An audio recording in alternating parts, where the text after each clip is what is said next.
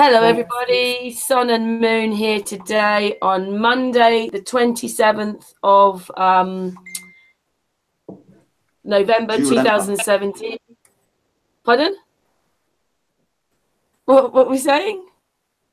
26.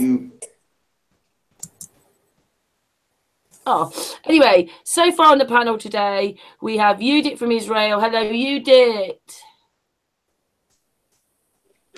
And then we have, is she coming? Yudit. Adi, shalom. Yay. And then we have Richard Ashcroft from, and he's the beer guy and he's UK. Hello. And then we have Astral, who is from the UK but lives in Denmark. Hello. And of course, I'm from the UK. We've had a few like really big discussions lately on Sun and Moon, a lot of research and stuff. So today I just thought we talk about anything today. And Astral just came on with something, didn't you, Astral? Yeah. This is to do with Freddie Flintoff. Yeah. I don't know if you can see that. Can you see that? That's in a Danish newspaper. Yeah. Yeah. Yeah. Well, this is about Freddie Flintoff. Oh, look at my dirty nails. And here at the bottom, it's talking about Mad Mike and his mission. It's actually the day's comment, this about Mad Mike. And the day's comment, it says, wouldn't it have been cheaper to buy a plane ticket? And it's, yeah, obviously we all know, don't we? And those that don't, Mad Mike Hughes is about to, well, in here, and I think it's quite wrong, this. He's saying that he wants to shoot himself in his rocket a 0.5 kilometre up into the air in a homemade steam-driven rocket to prove that the Earth is flat. As far as I know, it's not just a 0.5 kilometre, but I mean, yeah. And then the rest of it was about Andrew Flintoff saying that he thinks that the Earth is flat. And it says here, I'll just translate it. Most of us agree that the Earth is round, but now former cricket star Andrew Flintoff tells us that he is convinced the opposite. And then they've interviewed a few people. The first person, someone called Danny, says that there is a reason that he's a former sports star. Gosh. Next person. If you haven't checked out the shape of the Earth, then don't comment on it. The next person said, yeah, and the moon is made of green cheese. If you take on a foil hat and eat canned food in your mum's cellar without too much contact to the social media, the whole world has nothing to worry about. Astral, guess what? I put it unlisted when I was making it and I turned it public, but then the chat room said they couldn't see it. Now, I did change it over, but could you just explain what's in that paper again? They just missed the first few minutes. Oh, yeah. I'll show you again. This is in Denmark. Express, you know, Metro Express. And he's in Denmark, Astral is. Yeah. And it's just basically saying that he's obviously been interviewed and he thinks that the world is flat. And then they've interviewed, obviously, a few people to see what they think. And they're giving comments, and that's what I was just translating now. So the next person says, that's why there are so many people living on the edge. Another person has asked, how do you explain the sun sets and the sun rises? It wouldn't happen with a flat Earth. There's only one person, actually, someone called Caltrina. Caltrina, that's a strange name, but she believes it. And then the last person says, now I understand why doping is forbidden. And that was that. So it's, yeah, it's making a mark over here, slowly, which is good. So the news about Freddie makes Denmark as well. So what do the Danish people make about it? Those I come in contact with, they're, yeah, I'm an idiot. I don't believe it. Yeah. What planet are you from? We're not on a planet. Oh, we are on a planet, but we're not on a ball. Yeah. No, but that's what they'll say. Do you say anything then? I piss people off every minute. Oh. Yeah. When I meet people, I obviously talk to them, and when you talk to them, then yeah, what are your hobbies? Funnily enough, Flat Earth is a hobby as well as a life. No, but like Uber was saying, you have to be gentle. You've got to just slowly, bring the subject up. Otherwise, they're like, what? Gone. It has to be introduced gradually. Maybe some, hey, that's 9/11. Oof, I don't know about that, man. I'm still not convinced. That kind of thing, like we all know. To see what kind of reaction that gets. Yeah. Yeah, it's I don't bother to tell anybody out there anymore. I can't be bothered. I've tried a few times and it doesn't go down very well. So yeah, I don't bother really. Just I'm happy with those that do. I know aren't fighting about it. Yeah, yeah. I mean, we are. My own children do that, like one of them is very open to it. One of them doesn't want to talk about it anymore, and one's in the middle. Yeah. And it's been really hard with my own children. Ellie here, who's here, she's not really, doesn't care. So there you go. I don't care. I know, a maybe, and one that's more open to it all. Yeah, I get that kind of same actually, more or less. Yeah. What, your family? I told my son the other day, but I said to him, I don't want you to look into it. I don't want you asking anyone about it. I said to him, don't tell anyone about this. But it's a crazy thing, isn't it, that we have to think like that, that we have to be, that we're the guilty ones. It's flat. Exactly, yeah, exactly. It's hard, really. It makes us like the rebels, doesn't it? To them, we're the rebels. Totally, yeah. Oh. Yes. I'll ask Richard. Richard, what's it like in your household? Where you live, are you the only flat earther? In my house, I am. Telling people in the local area. Some of them are like half and half. Some are starting to change their mind. Yeah, it's a bit challenging around my area. They're all a little bit mental anyway. But so yeah, they like this bit about Freddie Flintoff coming out, has that helped at all or not? I think it's like, I don't know, it's making them think a bit more anyway, now that it's going in all the main papers and everything, and people are just picking up newspapers and seeing stuff about flat Earth. I think it's making it so that they actually go and have a look at some of the information that's out. He's quite a big person, isn't he? I mean, without being mean to myself, because obviously I'm older than him, but he's quite a young person still. you know, and he's come out with his flat. It's, yeah, he's more trendy, isn't he? Because he's been so big in cricket, and now he's come out. That is a good thing, isn't it? No one's having a go because he's come out with it. Totally, People aren't, are they?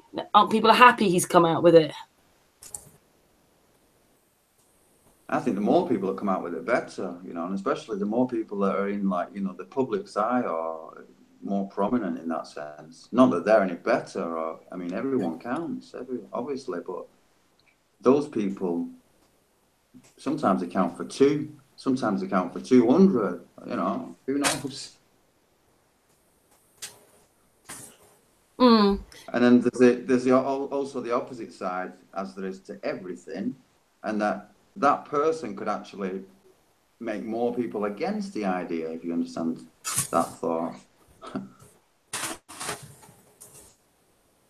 Well, the more people that come out, the better.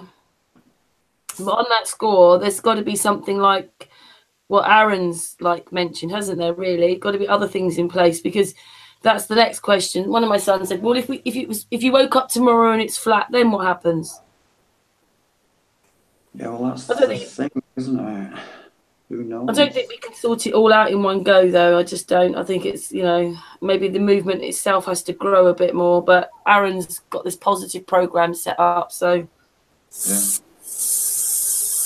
that's the main thing. Because I mean, like Richard, I call him Little Richard, but he, because he's so young, that's why. I will tell you. Look at him! Look at him lying there. He ain't that young. 26. Right. He's younger than my sons. What's it like having a famous namesake? Huh? What's it like having a famous namesake? Famous what? A famous namesake. Aren't you called Richard Ashcroft? No, I'm Ashmore. He's an Ashmore. Yeah. That's you, Karen. You gave me the wrong name earlier. Oh, did I? Oh, sorry. Richard Ashcroft, did I? Yeah, sorry. the verb. But hats off to you anyway. Yeah, Little Richard, he's been like, really, his topic on Flat Earth has been looking up the birth certificates and the money side, isn't it? The Bitcoin, and you got really into that, haven't you? Yeah. Yeah, for like pretty much as soon as I knew about Flat Earth, I knew about all the Freeman movement and all the hidden accounts and all this stuff that they try and keep away from us, that they don't teach us in school. And like yeah, the accounts that get sold with your birth certificate and your national insurance number and all this information about courts and their processes and ways you can be exempt from courts and certain types of courts. Yeah, I found a link lately. They've set up a service. I don't know if it's like around the world, but I know it's in the UK. You can sign up and actually like truly register, because when you register your child when you give birth at hospital, you give you a birth certificate, but it's not really for a live person. It's for a dead entity that then they use to trade money on the stock market. But this website, it's so you can register and claim common law jurisdiction, so that you can't get done for like speeding tickets or parking fines and all the stuff that we end up having to pay for. You can opt yourself out of it. Yeah. Have you tried it? I haven't. No. I know a few people who have, and they're pretty happy. Yeah, I've looked into it. I've looked into it many times, you know, and delved fairly deep as well. But I still didn't seem to get anywhere. Like, you know, like to the root of it. I mean, gave up. I'll share a link in the YouTube chat, and then.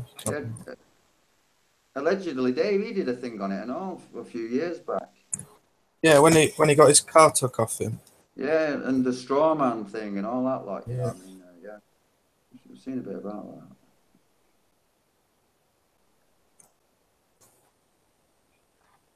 But that question, if we all wake up tomorrow and you know, everyone has decided, yeah, it is flat. How things would be, you know, that's a massive question. Was it you, Richard, that was talking about the fact that I can't remember who it was. It might have been Wilson. I can't remember now. It might have actually been Matt. But when a judge, if you ask them to say a certain piece of law, they can't actually try you because certain judges are not maritime, and they have to be maritime because the law we're under with the birth certificates and everything is maritime. And is that explain that? Yeah, that's pretty. It's past jurisdiction, don't you? Isn't it? Sorry. Yeah. Sorry. Yeah, they kind of try for like acts of legislation in Parliament if the person has consented to being governed by these acts. If you're not consenting to being governed by them, you can't be held accountable and made to pay fines. And but yeah, If you ask them to read this part of their constitution out, it means that you can turn around and say, well, sorry, you can't try me because you're not maritime law. Yeah. Would you do that though? Would you leave it that long till actually sort of, you know, when you get there, they've got to ask, actually at the trial, you've got to ask the judge to repeat what their constitution is. And once they say, you go, well, you can't try me. Yeah. Well, I've seen people presenting the birth certificate because that's the actual entity that they're trying to act on, and because we're the trustee of the all caps name, we're the person that then goes into court and represents that. And if we just basically agree with whatever then they've got all rights to say, oh, you've got to pay this fine now, or you've got to do whatever, community service or something stupid. But yeah, they can't give they can't give any sort of orders if you've claimed common law jurisdiction, and basically you just don't you say that you don't want to be governed, and if you've broken a law, if you caused injury, loss, or harm, then yeah, you can be held accountable, but they can't just keep doing you for petty things, just parking in the wrong place and charging you like 300 quid or whatever. And then if you parked in a place where they tow stuff away, you could then say, oh, you've took my vehicle away from me, I'm going to charge you not letting me have my vehicle for so long. Have you actually tried out any of these things, you know, like going against the laws of the land, like not having a license, for the car? I haven't tried anything to do with licenses or anything, but I've had a credit card that has been returned back to the lender, and basically they just keep sending it to different bailiffs. So I just send them the same letter as what I sent with the other one, which is a debt validation letter, and they just flop and just say, oh, your case is closed with us, you need to talk to the original lender. My friends got into debt with British Gas, and they're trying to send someone out, but they've tried to collect on the debt anyway. They send it to a debt collector. I sent them the same letter, and they basically just said, your account's closed with us, go and speak to British Gas. And now is it not working out like you thought it would? It's well, a little bit different. Like, I've got a credit card thing that I've been doing, and it's basically worked. There's no debt collection agency can come to me and try and get money off me, because they have to send you a notice anyway to say that they're going to be coming, and then that's when you send them, well, show me proof of this alleged debt you're trying to collect fraudulently. But the How do British you gas, feel about all this now then? If you're trying to go against the law by using this other bits which they've sort of hidden, if you understand you can use them to help yourself out of these things, how does that work? I must admit, I'm looking after my daughter, so I don't feel I can do that yet, or be like that, because I just couldn't stand. I've got to look after someone else. Yeah, I know what you mean. Some people are getting harassed with doing this type of thing, but if they've got if they've filled in all the information right, they've sent off the information right, they've put an implied right of access removal, the information that they've sent, the collections agents are technically trespassing. 9 out of 10 of these collection agents, they go to the door, read this notice, and just walk away because they don't want to be held personally accountable for trespassing on someone's property. It does seem to me, though, that looking at a few videos, that people can find these bank accounts on your birth certificate. The money's there. They've worked out which bank it is, because that's what you've got to do by the numbers on the actual notes. Like the numbers on the notes tell you where the different banks are. I mean, I'm not very good at this. Just this video is showing this.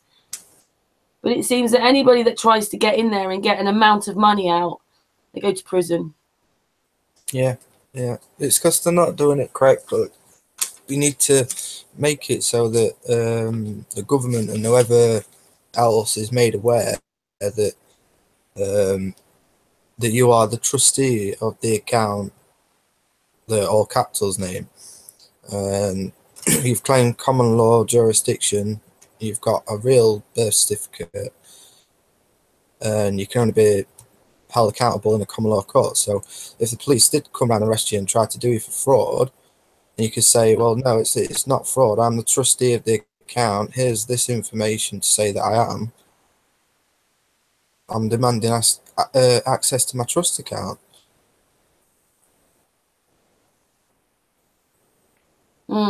No one seems to have been able to have actually got to this money, though, do they? Not really. Apart from going to prison, all I've seen is people go to prison. And that's what I'm thinking too. I mean, I've seen so many different. Yeah, you see the headlines all the time. Do it like this, do it like that. No. Extravaganza, blah, and it's shit. Nothing happens. It's at the end of it. It's like,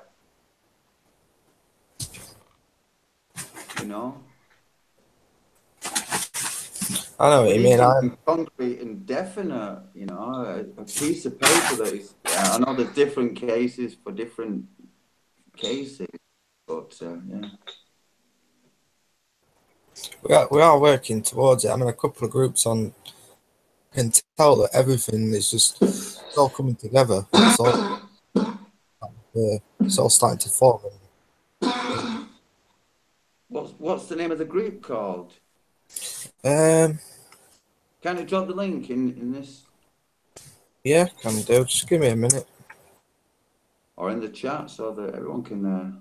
So everybody's people are trying to find out if they can get this money that's in a bank account traded on your name, and they're making millions of pounds out of you. And most people don't even know. And then they tax us. Yeah.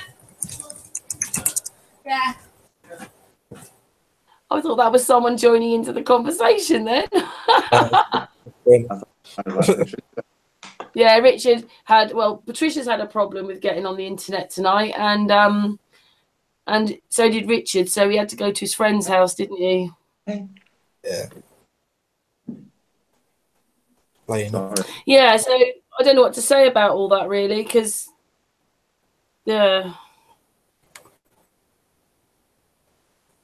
I just can't, I know a lot of people aren't paying their bills and all this sort of stuff and whatever, but I've got someone to look after, so I can't really be like that. Yeah, that's the A4V process. I've just sent my friends British Gas. They got a bill or a charge through or whatever, but they put a blank payment slip, and I've just sent that A4V. that accepted for value. With some of the videos that I've been watching,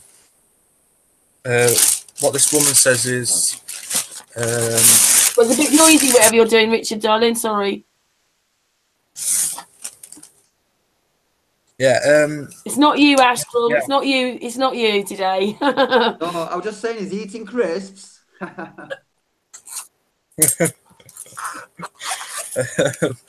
yeah, I just sent my friend's A4V off.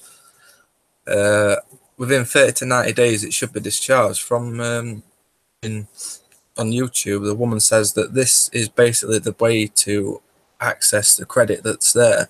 You basically get like a credit card or whatever, max it out, default on the payment,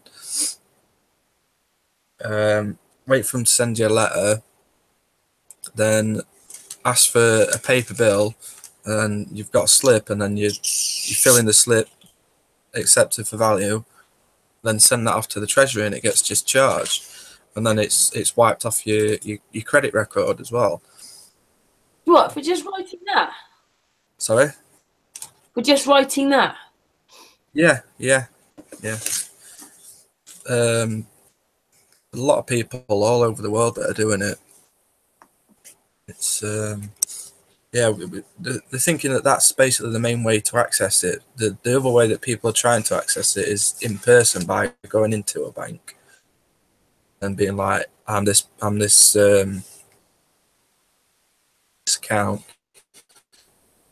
a credit card or whatever. I want a card from the account so that I can go and buy stuff. But that's like in the air at the minute.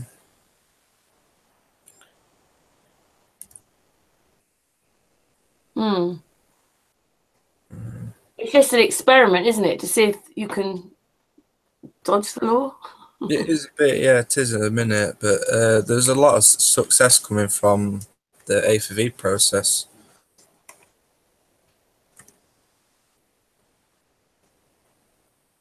So what have you been doing lately then, Richard, apart from that? Because we haven't seen you for a little while. Not a lot, really. Bit of work, bit of... Yeah. I've been looking a bit more into Bitcoin and stuff, but yeah, I'm starting to see like how they're trying to funnel everyone into using Bitcoin. Yeah, it shouldn't be forced. It should be a choice, but I think that's what they're going to do. They're trying to force this cashless society so that no one can create their own credit, because at the minute you can join with so many people, set up a bank account, get a multiplier on the account, and it basically just multiplies your money in your own bank account. And then if you ever run out of money, you can ask the treasury, oh, we've run out of money, we need some money, and then they're just going to sort it out for you. But yeah, that's on that monetize certificate of live birth. That's where you set up an account with the bank that you partially own. Do you know anybody that's had success with this? Just asking. It's apparently it's live now, so everyone's waiting for payout. They're all waiting for a card to come through the door. They're still accepting people into the program, but as of yet, I haven't seen anything materialize. So you have to watch this space then, in other words. Yeah, exactly. It's all of the stuff to do with the credit and everything. It's all a work in progress. There's thousands of normal people just going around like trying to get bits of information and trying to come up with ways that they can access these accounts. Do you think it's going to happen then?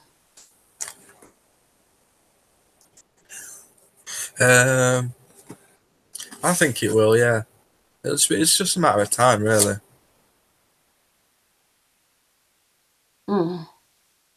You're not worried though about your credit card?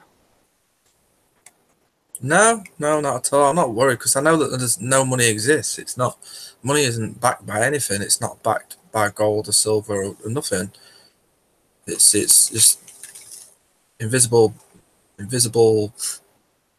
numbers on a screen and bits of paper that don't mean anything. It's all about the life energy, and that's the if you sign something that makes something worth something. To do with promissory notes and stuff like that.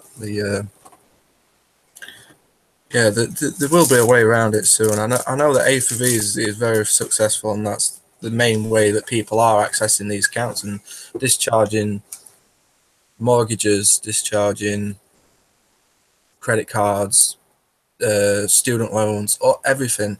Pretty much everything they're discharging using the A4V.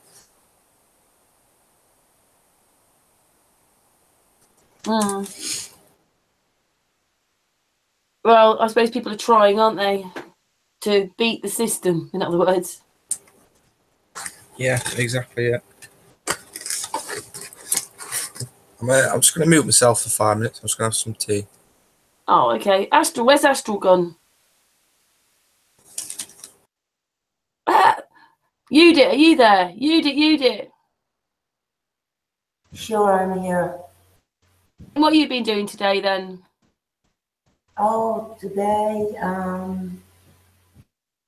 not too much. I was at home today. I pictured the moon today, Luna. Yeah. And you've been somewhere else as well, haven't you? Because I was there. You've been on another hangout, haven't you? Oh, yeah, it was incredible. Hangout, yeah, with Jamaican and Dujo and Tiffany and yeah. Had some very interesting chats on well, what's his channel called? Academy Science? Yes, Academy Science. Nice. And you were there too, Karen. Yeah, I was there, Yudit. Yeah.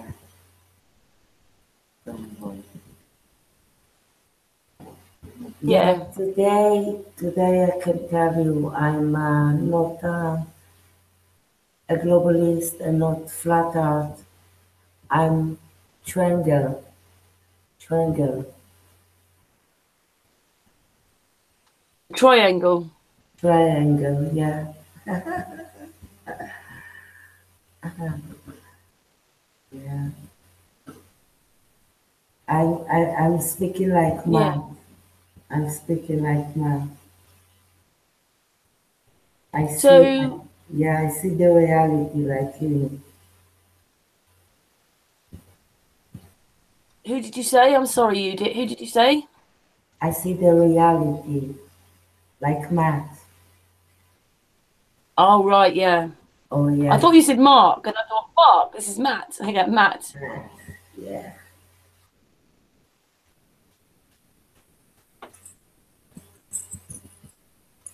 Yeah, Astral's back now. Astral, what else have you been doing? Because you haven't been on many hangouts lately, have you? No, actually, I've been rather busy with work, more or less.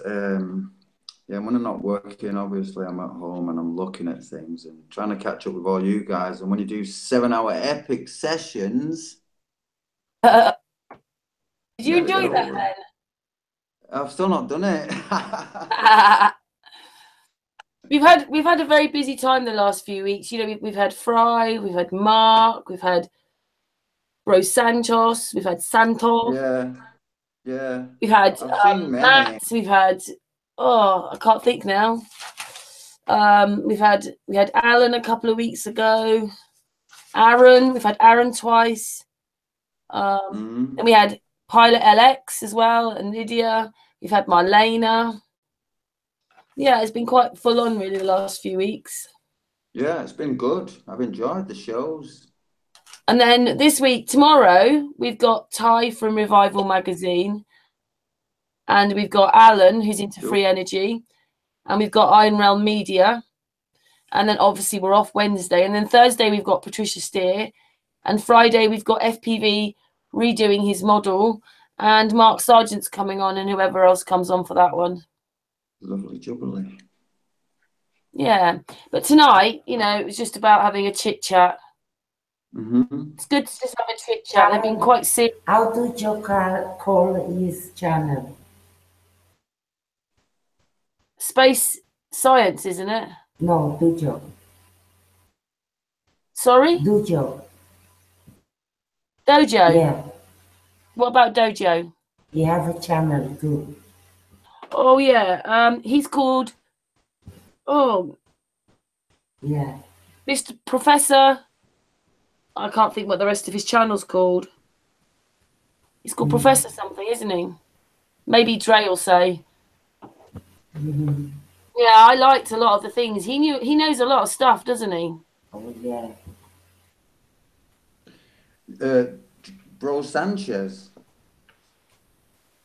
He knows a lot of stuff.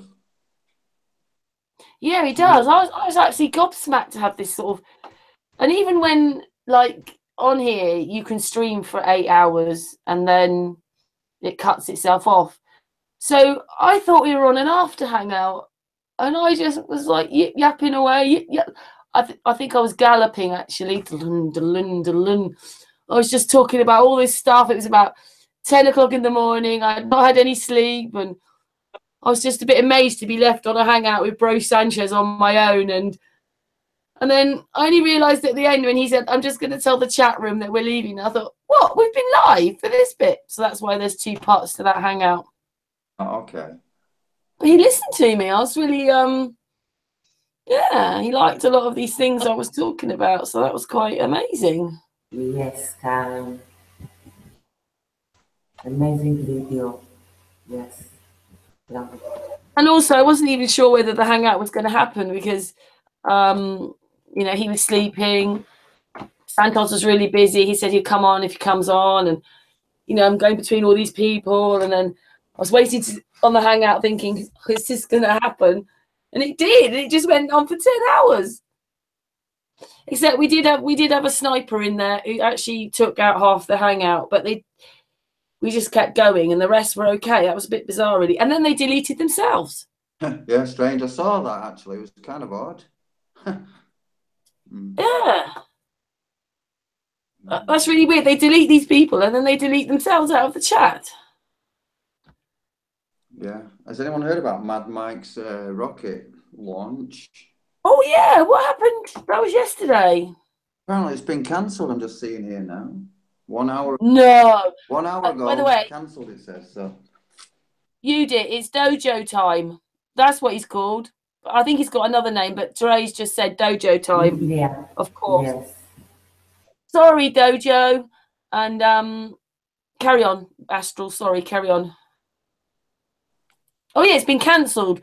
Yeah, so That's...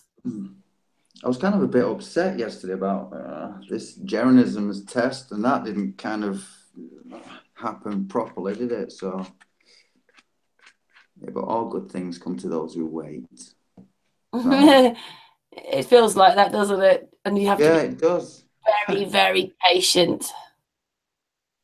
Yeah.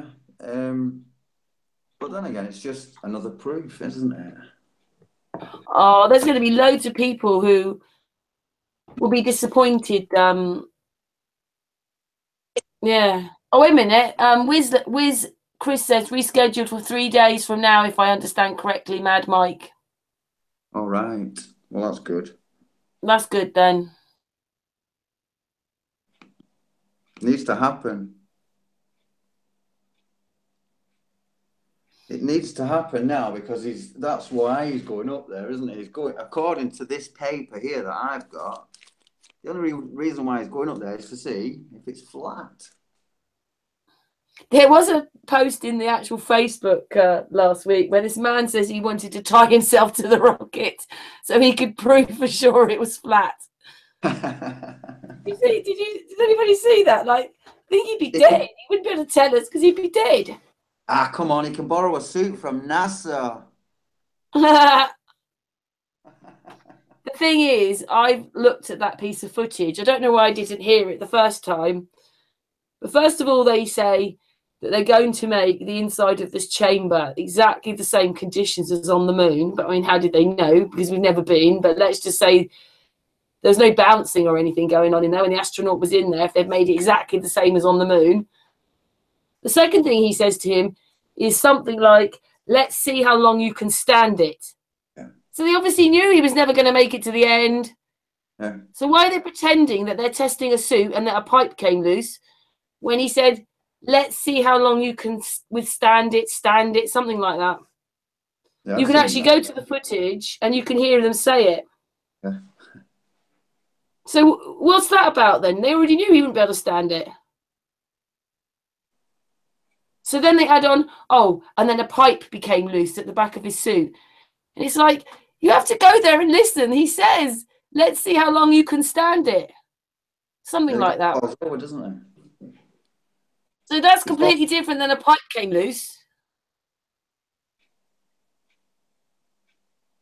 It's just ridiculous, isn't it? What they put together and then what they say afterwards. And then my take was that, oh, well, they're lying about a pipe becoming loose. But when you actually listen to all the words that were said, something else was being said. Moon conditions, and see how long you can stand it in there. So why lie to us and pretend a pipe became loose? Do you see what I mean? Right from the beginning, they just knew he wouldn't be able to handle it. Yeah, there he is. Science Academy in the chat room.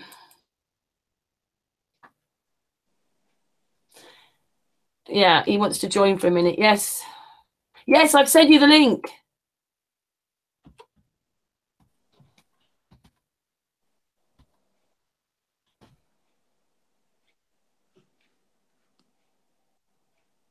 Oh, yeah, slow-mo's not on. I better go and put slow mode on. Keep talking for a minute, Astral. I need to go and change something. Where's the beer guy go? Richard. He's just having his... He's there. He's having his din-dins. Oh, right, okay.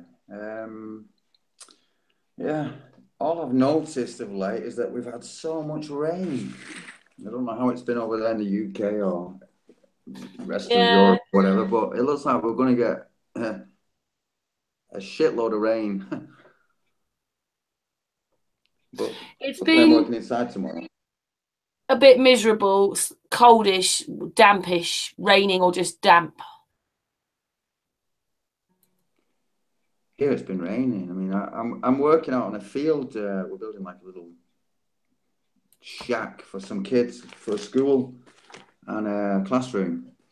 And it started out as a football pitch, but now it's just mud. All around it's just mud where we're walking, you know. Just rain. Don't even drive the van there anymore because we can't get the van off. Is that what it's like generally when it rains in Denmark, or is it just because you think it's been raining rather a lot? Well, Denmark's a low-lying country, and when we get a lot of rain, and they have problems with cellars flooding, and especially Copenhagen. I'm nowhere near Copenhagen, so that's good. Whereabouts are you then? Because my friend Petter, I'm on the mainland. The part attached to Germany. She lives right at the top. Skagen? She lives Skagen, right at the top where the two seas meet. Yeah, well, I live south of that. I live in the middle. Where the nose is, I live. It's many, many islands, isn't it? Yeah, there's quite a few.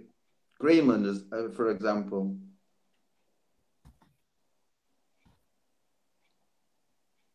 Yeah, a lot of people don't realise that Denmark has sovereignty over Greenland and the Faroe Islands. And so anybody from those countries can come to Denmark and be educated. Yeah, there's quite a few people from the Faroe Isles and Well, Greenland. One of my best mate actually is from Greenland. So, yeah. And what it I means think is that that a lot of the people in Denmark like going to Greenland, don't they? And to the Faroe Islands. They're pass. above the Shetland Islands. I've never been. I thought about going to Greenland with my friend actually, and it's one of these out into the wilderness, 2 rifles, you know, for protection only, of course. Just going out, just chilling, you know, going seeing all the all the nature there in Greenland is supposed to be fantastic, you know. Could be good. My friend Petter said that she sailed around part of Greenland, but it was kind of wintry. They couldn't actually, on the furthest round, sort of as far as they can go up on the left-hand side of Greenland, they couldn't actually get in. It was still too snowy. Oh, okay, one of the inlets. She's pretty sure Greenland exists like they say it does. You know, the proper big, yeah.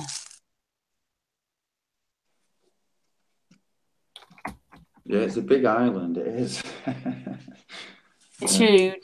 It according to the work I've been following, it's 3/4 of the size of Africa. Hey, Hello. hello, Candi. Candi's joined us. Hello, my darling. How are you? Who's here? We have Astral Thief.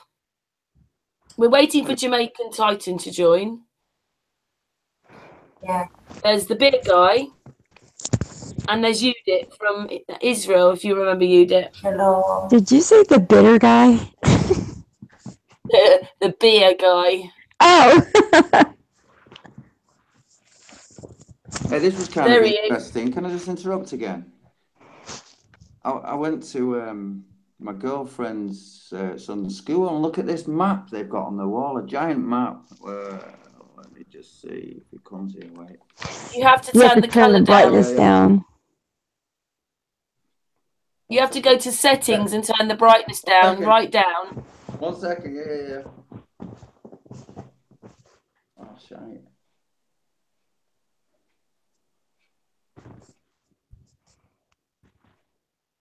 Yeah.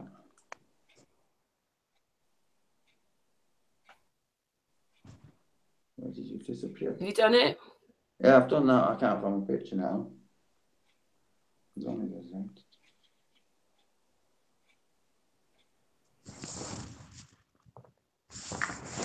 There we are.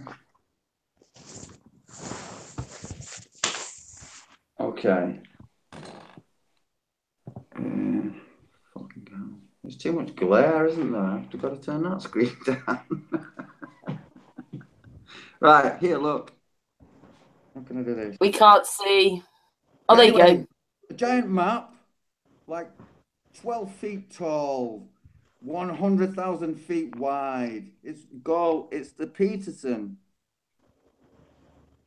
So I'm in there, and all these smart teachers are there and everything. And of course, I wanted to take a photograph of it.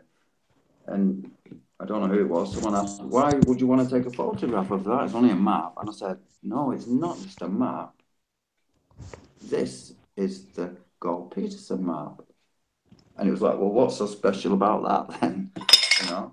So, of course, explain a little bit about the sizes of the countries. And yeah. So that was good. I digress. Candi, hello. Hello.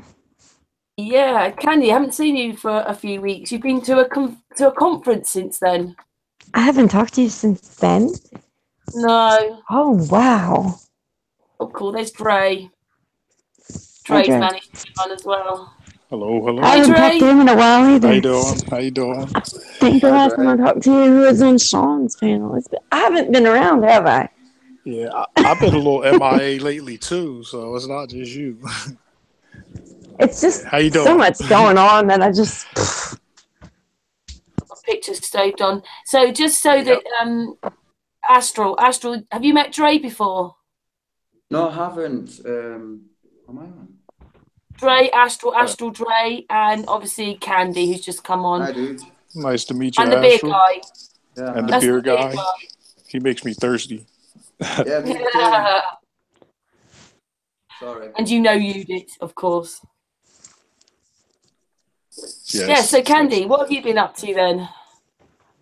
A whole lot of nothing. I think. I don't know. Nothing really at all. Like, I can't believe how much time has passed since the conference. It really doesn't feel like it's been so long. It's been almost 3 weeks. Is it? Really? Yeah, has it been that long? Holy 2 weeks. crap. 2 weeks maybe. Yeah, because it's the end of the month. It was on the 9th and 10th. Whoa. Yeah, doesn't feel like it's been that long, does it? So I saw some because of your it's footage. still the height of everybody's conversation still all the drama and all that. It's just like, God, everybody that wasn't there has bad things to say, and everybody that was there has good things to say. So it's I saw some of your footage, obviously. yeah, I streamed it. So you feel quite confident then, because there was this big sort of lull afterwards when people were a bit like, it's great, but I was just thinking, well, at least it's happened. It's on the map. Yeah, because everybody, yeah, it was, I think for those of us who were there, it was great, but we hate that it's over. That was the only but we had. Like, there's no bad part of it to me. I'm not joining in on all this person did it for that reason, and this person did that and said that wrong. And yeah, right. The labeling and name calling. Exactly. Yeah. It's a waste of energy. If people would just kind of be responsible for themselves and what they put forward, and everything would probably be all right. Right. Everybody's so worried about what everybody else is doing and not doing, and it's exhausting. It's childish. That's a maturity thing. People, when you're into the types of things that we're into, as far as gaining knowledge and information, being enlightened, those types of things comes along with a level of maturity. And if the maturity is not there, you're not truly benefiting from what you're attempting to learn anyway. So it's definitely a maturity thing as far as I'm concerned. Well, I was joking, but it's kind of true. I said it's a bunch of I feel bad saying this. It's a bunch of conspiracy theorists conspiracizing about things that aren't even happening. Yeah, or it's like creating a bunch of crap. It's just a bunch of crap. Yeah. Why even put the energy into it? Okay, it was a good thing. It was a good thing. If it wasn't, it wasn't. Time will tell. People will show their true colors eventually. I just hate it. It's like one day we were a family, the next day everybody hates each other. So I don't understand it. But yeah, I streamed most of it on my channel. So, and then people were complaining about that. It's like, learn how to get a tripod, sit still. It's like, dude, I'm squished in between people.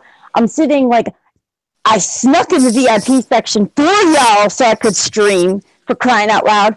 I'm streaming this at first I didn't have permission. I just did it, assuming that it was okay. Like, I killed my battery. I didn't have battery the whole time I was there to take pictures or anything, because I made sure that everybody could watch it because I said I would. And when people have the nerve to complain at me about it, go pay the $27 to watch it then. It's like, I'm so fed up with everything that's going on. It's just God. Right? Unappreciative. All the little things. What'd you say, Karen? Well, they're picking on all the little things rather than yeah. And that's what's you just hit the nail on the head. That's what's happening to this community too. Everybody's worried about all of the little things instead of what's the big thing, like the map or there's so many different people fighting about so many different things. It's like, I mean, one day it was like, oh, we have all these differences, but at least we all agree the earth is flat. And then the next day, all the differences made the big difference. Yeah, I just don't get it. It's not, Candi, sorry to, butt in. It doesn't help anybody continuing it, if you understand. Drop it. Find someone else. Oh, it's okay. Oh. She could say, because we've asked her. I haven't spoken to Candi for a while. She's just explaining what happened. Yeah, I still love everybody the same. I just wish everybody stopped fighting each other. I like it. What it is, I'm sorry, Astral, because I know Astral likes things onward, but me and Candi have had to put up with rather a lot of stick lately. That, and they're still giving us stick. You know, that's what it's about, isn't it, Candi? Not really even that. It's like I'm over that. It's more the whole big thing with everybody now. I just want everybody to go back to seeing the positive out of all of this and stop seeing all the negative. 'Cause, I mean, it's good for nobody. Yes, I thought we all woke up to Flat Earth because we'd realised that we were more sensitive, or we'd woken up. It meant a different way of life, how we talked to each other, how we respected each other. Like dog eat dog out there, isn't it? It really is. But I'm grateful that we do have a small group of people that we have who aren't really down with the fighting, because otherwise I'd be completely gone. I mean, I'm grateful for the ones who are mature enough to step back from it all. I mean, not like the people don't deserve to have their voice heard about certain things, but some people are taking it way too extreme. Like saying really bad things about some of my friends, and I know these people personally, and this isn't their intentions. None of them have bad intentions. None of the people that I know personally. So I don't know. It makes me question, like, where are your minds? Where are your minds if you're thinking these things about these people? Well, guess what, Candi? You can definitely have a hug from me. Big flat Earth hugs to you, my darling. Well, I appreciate it. That's what makes it. Yeah, that's what makes it okay, because there are some people who aren't down with it. Like some people who just don't choose to talk about things that really don't even deserve talking about. Like if you don't have anything good to say about it, then why are you even speaking, especially if you weren't there? Definitely agree with that. I don't agree with putting all the negativity out there. It's just, I think what you slowly have to do is you just have to start learning to not take any notice of it. And if you're getting it, you're obviously getting somewhere. That's what people have told me. But just picking on like that is because they're obviously jealous. Is it one of those, if you notice this notice, you'll notice that this notice is not worth noticing?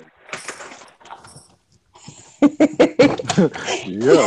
I'm like, wait a minute, I don't know. Did I catch on to that, or did I? I just noticed how insane that was. Nice. Nice. You guys, somebody made a video about, not about me, but it's a friend of mine. There's like a really big halo around the moon. It's really weird. I just walked outside. I'm sorry. So somebody made a video. You guys know I talk fast, right? And so I was explaining something to somebody the other day about, we were talking, I was saying that I wanted to become vegetarian and stop eating meat. And so, we got on the whole conversation about protein and iron. And I was saying, I'm so embarrassed to say this. I was saying iron is iron is iron is iron. Well, he took it and he soundbited it and kept replaying it over and over and over. I'll put the video in my group later so y'all can see it. It's hilarious, but it's embarrassing. Well, at least you can laugh. On a brighter note. I mean, if it was a troll that made the video, I'd probably be like, oh, them. But it was a friend. It was all done in jokes and laughs. So. At least it wasn't done in malice. That's the difference. And a lot of these people. Yeah, it wasn't a flat earther. Well, he's a flat earther, but he's not in the community. It's just a whole different community of people. But you know what? I will tell y'all this. Being that I do have a couple of other communities that I hang around with on YouTube that are not flat earth people. I will say this, and y'all might feel a little better when you hear this. They have the same exact issues that we do. Not on the same level that we do, but same issues. The ending, the making videos of each other, the drama, it doesn't matter. It's not because we're flat earthers, you guys. It's just people. I did learn that. We've got to somehow come together, you know, still. You know, the one thing we all know is it's flat, and then all the deceptions, most of the lies, each day another one comes out, or you think, not that as well. Oh, it is everything. Everything's a lie. Everything's the wrong way around. It's just incredible. It's the most nastiest game we're in. But we've still, as the people, you know, it's not really, we're just victims. We're just all victims of this system. So we don't have to be victims anymore. We're coming together as on these chats as flat earthers, and we move on and we stick together. We all know it's flat. No one can prove 100% what the model is. No one right now. Everybody's got assumptions and ideas and how things work. Is she breaking up for y'all or just me? Oh, you were breaking up as well. I think it might just be you, Candi. Because you were kind of breaking up when you were talking. Okay, let me get out. I'll be right back. Well, I just think it's bad enough what they've done to us in the first place, to be honest. We don't, you know, we have to somehow stick together. It's not the people that we're fighting. They've made us all hate each other. And hate each other in relationships, hate each other's colour, hate each other's this, hate each other's that. So we just have to stop arguing. We're in this mess together. That's what I think, anyway. I agree. And that's where it becomes our responsibility as individuals to stop falling for, you know, the tailpipe, falling for the banana in the tailpipe. They keep doing it. They keep setting these traps, you know, and as a whole, we keep walking right into the trap. Like, you know, particularly in this day and age, there's no reason for people to continuously walk into these traps. I know it's easier said than done, but at some point in time, you know, people need to wake up and understand what's being done to them. And until people wake up and come to that realization, you know, on their own terms and really understand it for what it is, they're gonna keep, you know, walking around, basically propping it up, making it worse, allowing it to happen. Yeah, it doesn't mean like Dre and I will agree on absolutely everything in the future, but I think people like him or Richard or Astral or Yudit, Candi, we all know that we will be helping. We just know what the cause is, and so we want to be together. I can now hear myself talking. Candi! Are you echoing because of me? What the heck is going on? Hold on. We all just know that the outcome, you know, the future, the lies, all that's much more important than us having stupid little squabbles about nothing. Agree.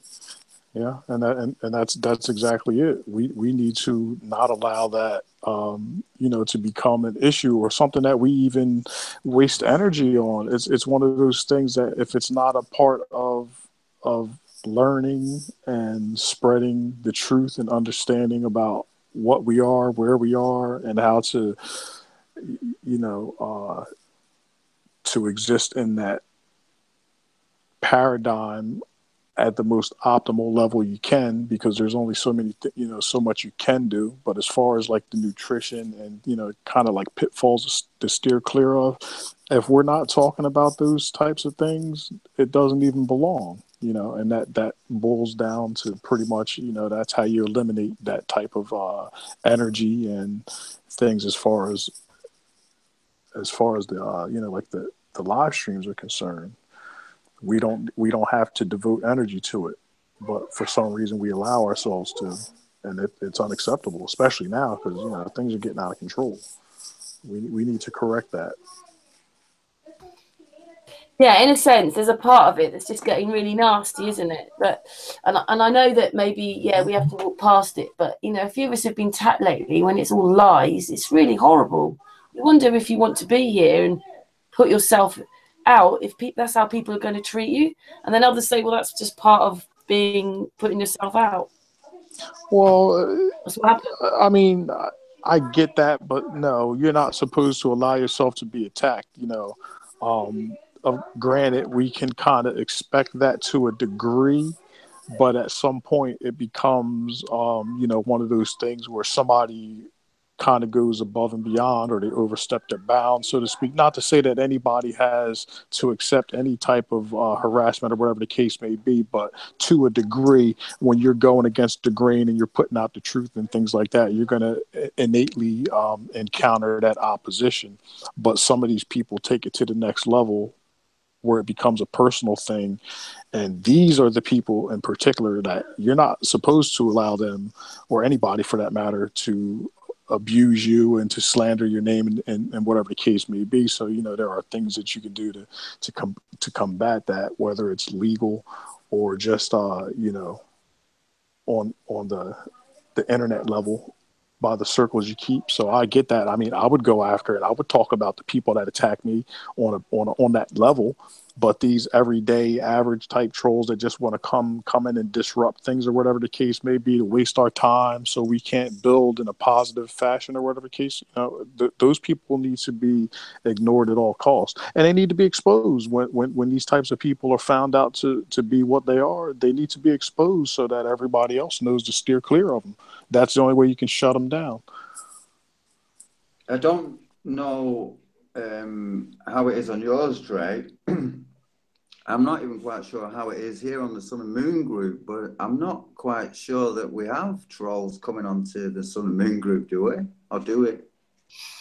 A couple of hangouts we have, but one was Rich from this To Thrive and Survive. He accidentally, instead of putting the watch link out, he put the hangout out on his mirroring, and about 5 people added themselves, but they were all quite nice. Because I went, "Who are you?" and "Who are you?" But they were actually quite nice because they just came on to say things like, "Sorry, you're showing the link. We just come on to tell you." And then Mike Helmick, he did it as well one day. He put the link out on the live feed, and one person came on. I think one day we added what looked like Sean G, and that was a troll, and he knocked everybody off, the whole panel. We had to start again. And then with the Bro Sanchos one, there was someone there called Elizabeth who deleted these people and then deleted themselves. Yeah, see, it's, you know, stuff like that you can't necessarily control because they're actually hacking into the hangout or whatever, you know, whatever. But at the same time, they don't necessarily deserve us going into, you know, details and wasting time and whatever, blah blah blah, as opposed to these people that are making these personal attacks. You know, that's a different story. So, you know, that's, yeah, one's annoying and one is really hurtful. One's definitely gone too far, and I think that those are the types of people, however you know it may pan out or whatever the case, those are the people you want to go after and let them know that, you know what, you can't just go around screwing with people like that. There are going to be some kind of repercussions or whatever the case may be. But then, Dre, what you learn is you pick your friends and you talk to who, you know, is in your who treats you and it becomes your friend. And I mean, I haven't known you that long, but I really appreciate you and like you very much already, and you know that. You just do, don't you? So I appreciate you've come along, you know. Anymore, get on with that yourselves, whatever you've got to do. Hello, Dre. You know, other people come along who are sort of same-minded as you. That's what's brilliant about that side of it. Yeah, and that's you know, that's just that certain energies click, you know. So it's like us like-minded people, we tend to kind of mesh together and come together. We coalesce through the information we seek, or the information that seeks us. It draws us together. But you know, on that other side of the spectrum, then you got these people that want to be divisive and cause problems or whatever the case may be. And like I said before, that's when we have to make the conscious effort to literally shut these people out. Don't even let them within our existence, so to speak, to cause problems. Like I said, I know, you know, trolls are kind of one thing, and when they go above and beyond, you got to deal with them. But as far as like nitpicking and talking junk about people that go to a certain event and whatever, all that stuff is things that people invite into our circle or whatever the case may be willingly. And I think that needs to be left alone. If it's not about the information, spreading the love and knowledge, it just needs to be left alone. Yeah, because the more airspace you give them, the more they've won. But it's okay sort of talking about people like that, because it does happen. You can't pretend it didn't happen today. Oh, yeah, absolutely. But just give them a little bit of space. We have to move on then. Candi, are you back? Candi! But you know, I very much appreciate like getting to know you, Dre. Obviously, Astral I've known for a few months now, and he's really nice as well, and he has his say. But you know, Dojo's another one. I really like what he has to say. Very interesting men. I appreciate knowing you as well. Definitely love your channel, like the information that you present, the people that contribute to the page or to your channel overall. I just love it. I mean, the information is phenomenal. Gets my gears turning all the time. So I'm definitely. Oh, that's really nice to know. But then I found more information very interesting today when you were talking on Jamaican's channel, Science Academy. I was really interested in a lot of the things you were saying. I'm sorry to interrupt you, but I'm going to restart my phone or something, because I've tried to connect to the Wi-Fi and to my regular data, and I keep everything's breaking. No, everything's breaking up. Like I haven't heard what y'all are saying. It's just like like the whole entire time. So I'm going to restart my phone. I'll be back in a few minutes. Sometimes, Candi, can I just say, sometimes, I don't know what phone you've got, but the iPhone leaves pages open. And sometimes when you actually get rid of all those pages... I don't. I have an Android. That might be. I don't mess with anything Apple on it. Well, come back soon then. No, I will. I'll be right back. I'm going to restart my phone. Yeah, and we should be back in a moment. See you in a minute, Candi. Sometimes though, like you said, what stuff you said today was really interesting, you know, and that's what happens when you meet more people and you open your mind up. You have to keep your mind open, and like we don't know everything, so you can't pretend that you know everything. It's impossible to know everything. The human brain isn't large enough to house or compute or process all there is to know, you know. And then if you take it to a much deeper level as far as the creation is concerned, or that infinite potential, I mean, just the idea of the infinite potential for anybody to think that they know all there is to know, or even remotely close to all there is to know, is an absolute fool. You can't know everything, not in the human body at all, or even out of it for that matter. We are the experience, fractalized. You can't know everything until you know everyone, and that's never going to be a reality. You know, that's not what it's about. It's an experience. Well, sometimes misunderstandings only happen because they didn't actually understand each other.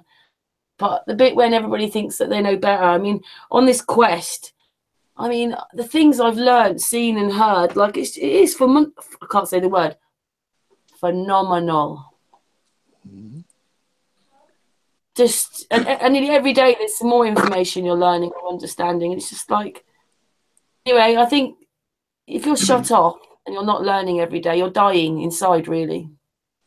Well, can I interrupt? I think we're here on Earth to learn. We're put here to learn. That's in my opinion anyway, the reason, the meaning of life. You know, we're put here. We're going to keep returning until we figure it out. Then we can ascend. That's, you know, that's one idea anyway. it's an experience. I mean, Earth is to many people many things, I'm sure, but and I think overall it's probably safe to say that it's some sort of learning experience where you basically perfect your essence or your soul. You know, you do things that you need to learn or address as far as the individual is concerned. So to me, it's definitely an experience, but as a fractalized version of the creator, you know, that's just how I look at it. Yeah, I agree. And it's your duty, or it's your obligation to basically, to live out that existence to the best of your ability, as far as making that connection with the source. And I think that's where a lot of people fail as beings or inhabitants of the flesh, is they fail to make that connection with the source, whether it's through nature or spirituality. And a lot of people are caught up in this, this synthetic matrix, if you will, of the, consumerism, electronics. It's like externalized artificialities that constantly separate and divide you from nature and the source. And that's where these controllers, if you will, they maintain their power in that way. It's your duty as a divine entity to experience this reality, in an effort to become one with the creator. That's what it's about to me. Yeah, I like the way you put that. Yeah. To understand that, I'm not saying that Dre's exactly the same, but he's understood a lot of what Santos Bonacci's talking about, the whole thing. We had one of the first conversations I had with Dre. I was quite shocked that he'd understood that, what the sun was, the son of God, all that religion. That's how the first conversation I had with Dre. Yeah, and it's the funny part about that is, like, I'm the furthest from religion. Like, I'm probably one of very few people that have never actually read the Bible. And I grew up predominantly in a Baptist household. Practically 98% of my family is Christian. The ones that aren't Christian are either Muslim or Jehovah's Witness. So I've been surrounded by religious folks my whole life. I just never took to it because it just didn't feel right to me for many reasons. So I just kind of never took to it because even as a youngster, I kind of looked at religion as being a problem, just because from what I was taught in like Sunday school and from how I interpreted it, it was basically saying that if you didn't live in America, you're going to hell. I mean, for lack of better term, this is just not knowing that Christianity was beyond America, but this is kind of like how I took it. And it just didn't make sense to me. So I understood that, no, this is wrong. It's bigger than this. This is just I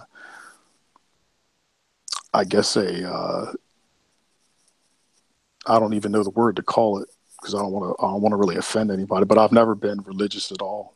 Been around it my whole life. And not until I got into the flat earth did I really start to reevaluate my spirituality and accept it for what it is, because at one point in time I could actually say that I was atheist, even though I did to a degree believe that there was something higher, as far as a creator, so to speak, but I didn't believe it in the terms of the creator like that. To me, it was more of like an ancient aliens type thing where these like aliens came and, whatever the case may be, but I don't look at it that way anymore. And it's flat earth that brought me to that ultimate understanding as far as the creation is concerned.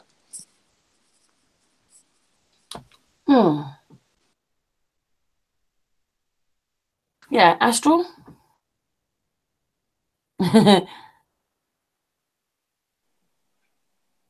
I'm just doodling here, like a. But I'm not religious though at all. Yeah, but I'll have to say a sort of similar thing. I've looked in the Bible. I've been brought up, with going into churches and things, but not like I went to church every week or anything like that. No, far from it. If there was a christening, I'd go. If there was a wedding, I would go. That's my church going. But well, after discovering this and all that Santos says as well, I mean, it cannot be anything other than. So I mean, that's where I am as well. I'm right there. so I just said to you, I'm just going to go and quickly get a drink. But I just wanted to say also that Bro Santos is very similar. His belief now of what he believes it all is, he's very similar as well.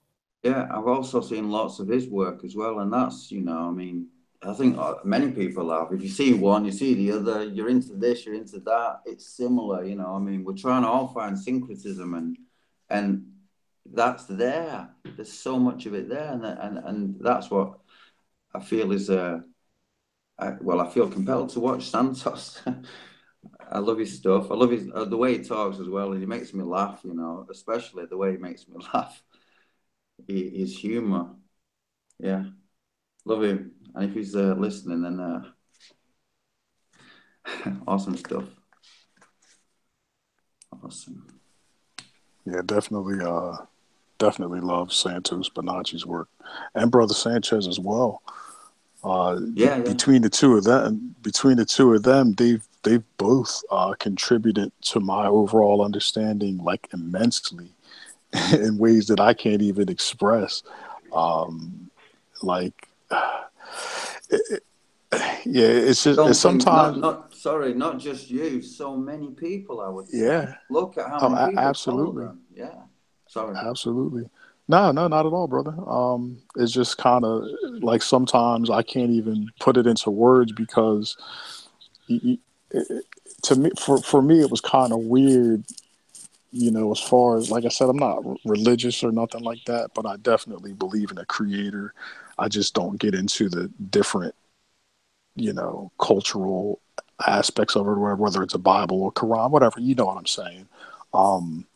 But when you actually realize that what we live in and how it possibly came to be, and you understand all these little intricate things that are not coincidence, and it's just awe inspiring, and it kind of it kind of makes me at a loss for words, to actually describe that creation and to understand how it works. And then when you look at the works of like a Santos Bonacci, how he breaks down, things like the Taurus field amongst other things, and then you couple that with something like the ancient cosmology with the feminine energy, like what Brother Sanchez brings to the table, and you begin to see how all this stuff is interconnected and how compelling it is. It's just mind-blowing. To me, it's extremely fascinating, and it boggles my mind that people don't want to understand where they come from and what they live in on that level. Like, to me, this is like the biggest thing ever that people, it just boggles my mind that people have no interest in this type of stuff, that they're teaching. Like, it's just mind-boggling. Love their work, though. Could I just say that Candi's come back, and also Josh has joined us. Josh Uber. My connection is so much better. I had to restart my phone. I couldn't hear anything. So let me just interrupt this conversation for a second and tell you guys what just happened. I just walked into my house, and my daughter's laying there with my laptop in her lap. And when I walked past her, she covered up the screen. Guess who was on the screen? Bill Nye, the Science Guy. Oh my goodness. Wow. So that's nice. Your house is like the equivalent of being caught watching porn or something? What? Right. Right. Wow. That's funny. That is hilarious. Oh my God. Is that for homework then? I don't know. It was like she's still she's recently said the earth is flat, you know? So it's like she's still in that beginning stage where I think that she's still kind of questioning it. So she's watching both sides of it. Cool, isn't that sad though? She's so young. So imagine for her things can change so much quicker and Yep. And she's still like debating. Oh, my daughter's the same. But I've asked my daughter She's 15. to out the window when we're doing 50 miles an hour and tell me if she can handle it. So she did. She said, all right. Yeah, my daughter's 15. She just turned 15 the other day. It's just into it all, are they? So that's partly what it is. Yep. We're into it all, but the youngsters, they're not into it all. Well, what they say is, so what if it's flat? I don't care. I know it's flat, but I don't care. That's what they say. Like, what do you mean you don't care? Because really, why would they care right now? Yeah, My eldest son sort of says, well, what does it matter? But the thing is, if you actually knew it was a lie, everything would matter. Yeah, But not to a child, because they've never had to pay taxes. They don't know what the lie entails. In a way, it's a scary thought, because if the children and all these kids and all that, like, it doesn't matter, who cares, then we're screwed. Okay, but you guys, I have a theory on this, okay? So I keep saying, like, what's going to happen is, I don't know if you guys saw Earth Pond's interview with me from the conference, but, like, I told him whenever our children start asking questions in school and they're, hell no, that's not true, in the teacher's face, they're going to have huge problems. So I think the chemtrails are spraying on us, make us, all these kids say, oh, I don't care, so what? I mean, it only takes a couple of generations to let it leak out. And then everybody else who thought the globe was a globe's already dead, so nobody's really going to give a shit. Think about that. Pretty much. Fluoride's a big part of that too. It kind of makes you don't care. Let alone all the pharmaceuticals that they got the majority of the population jacked up on, that are probably laced with your fluoride and whatever else. Yeah, I was thinking about this the other day too. Like, so many, like me, everybody knows I have ADHD. When I was in school, they would have to put my desk, like in high school, they would have to put my desk on the outside of the classroom because I would disrupt the class. I was the class clown. Oh, wow. And like, yeah. And like, so I know a lot of flat earthers are like, when they were a child, they were labeled as ADHD or, had to be in special classes. And a lot of them didn't finish school because, dumb stuff. I've noticed that. Well, what if like they were labeled as something with a disability because they weren't so easily to be programmed? Like there's something different in their brain, like in a good way. Well, yeah. I think that's what they say nowadays about labeling these children with ADHD. So many of these kids are so doped up when they go to school every day. So many. It's scary. On all these medications from the doctor. So basically, they get them so high in school to the point where they're like, yeah, screw it. It could be a ball. Well, then what happens is they turn 18. They're not on their mother's or parents or whatever insurance anymore.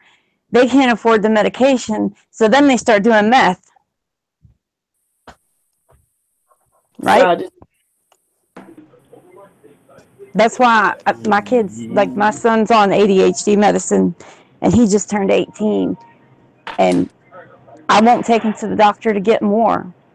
I want him off of them. DMAE, Candy. DMAE.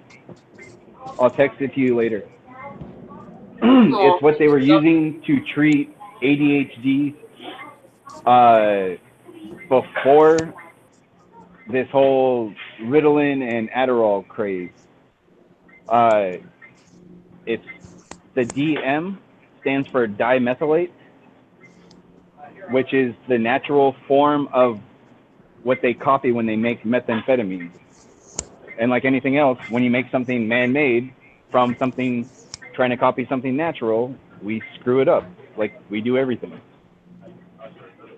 But yeah, you can get DMAE. You can actually get it like GNC. See, I don't understand why they have the medicine that it's Strattera is what it's called, is the adult ADHD medicine. It doesn't have the stimulant in it, which is the medication that I was on, but I don't take anything anymore. I stopped taking medication in October of 2015, but I was on, he called it adult ADHD medicine. It doesn't have stimulants in it. Well, why in the hell can you give an adult something that, because it doesn't have a stimulant, and, but you aren't going to give a stimulant to a child? Why can't you give the child the medication without the stimulant? Wouldn't that make more sense? I mean, I don't understand it. They're trying to get them while they're young. The stimulants, like for instance, on Science Academy with Dre earlier on, I was just saying that, with antidepressants, say for instance, they almost make it impossible for that person to have a relationship because they don't feel anything. They don't feel anything mentally, emotionally, or physically. It just cuts out all the feelings. It's hard to love. I'm not saying that people don't maybe need something sometimes, but those things don't actually help with your feelings. They're only numbing your feelings. And when you stop taking them, all those feelings and everything you've not dealt with come back. But it's a way of damming down the people one way or another. Yeah, it's priming them as children, so when they become adults, they're basically so easily controlled. It just takes mere propaganda to keep them in line, and this is exactly why they do it. Because they're already there, aren't they? It helps them. It helps them to control the population. Yeah. This is one of the purposes that things like Common Core, that BS system that we have, they have implementing in schools all over the place, because they're trying to dumb these kids down and make them to the point where they're easily manipulated. Yeah, it's terrible, isn't it? Yeah, and of course the other thing is that I don't know about America exactly, but the UK, everybody drinks massively when you're young. I don't know about Richard. Don't think Richard does. Do you, Richard? Even though you do drink. I mean, you know what I mean? It's the same in the States. Everybody has to drink to oblivion, almost to being sick, and then they slobber over somebody. I'm gonna tell you something like this. I don't know how it is in other countries, but I can say, like where I live, in particular in New Jersey, we have issues with things like 7 and 8 year old meth addicts, 9 and 10-year-old opium or heroin addicts. What?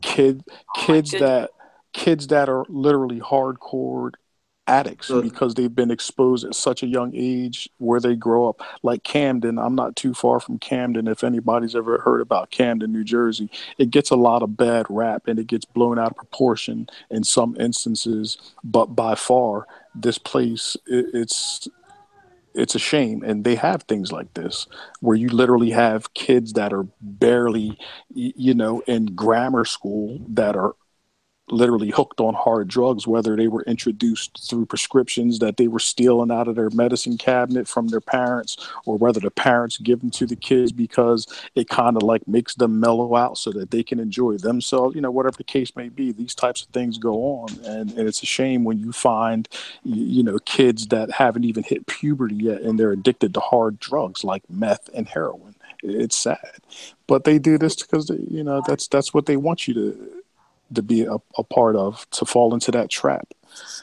You got to be smart enough to avoid it. I knew you were from the Northeast coast. I was going to ask you if you were from Connecticut, because I'm from Connecticut, and you have the kind of like but I couldn't figure it out. I knew it wasn't Connecticut, but it's somewhere up there. Jersey, New Jersey for sure. Yeah. That's funny. Yeah, it's really sad when children are involved in all this, isn't it? Because, I mean, when you're starting to do those things so early on, then that's just... It really is. My daughter told me that there was a kid at school had cocaine. I'm sorry, my phone's ringing.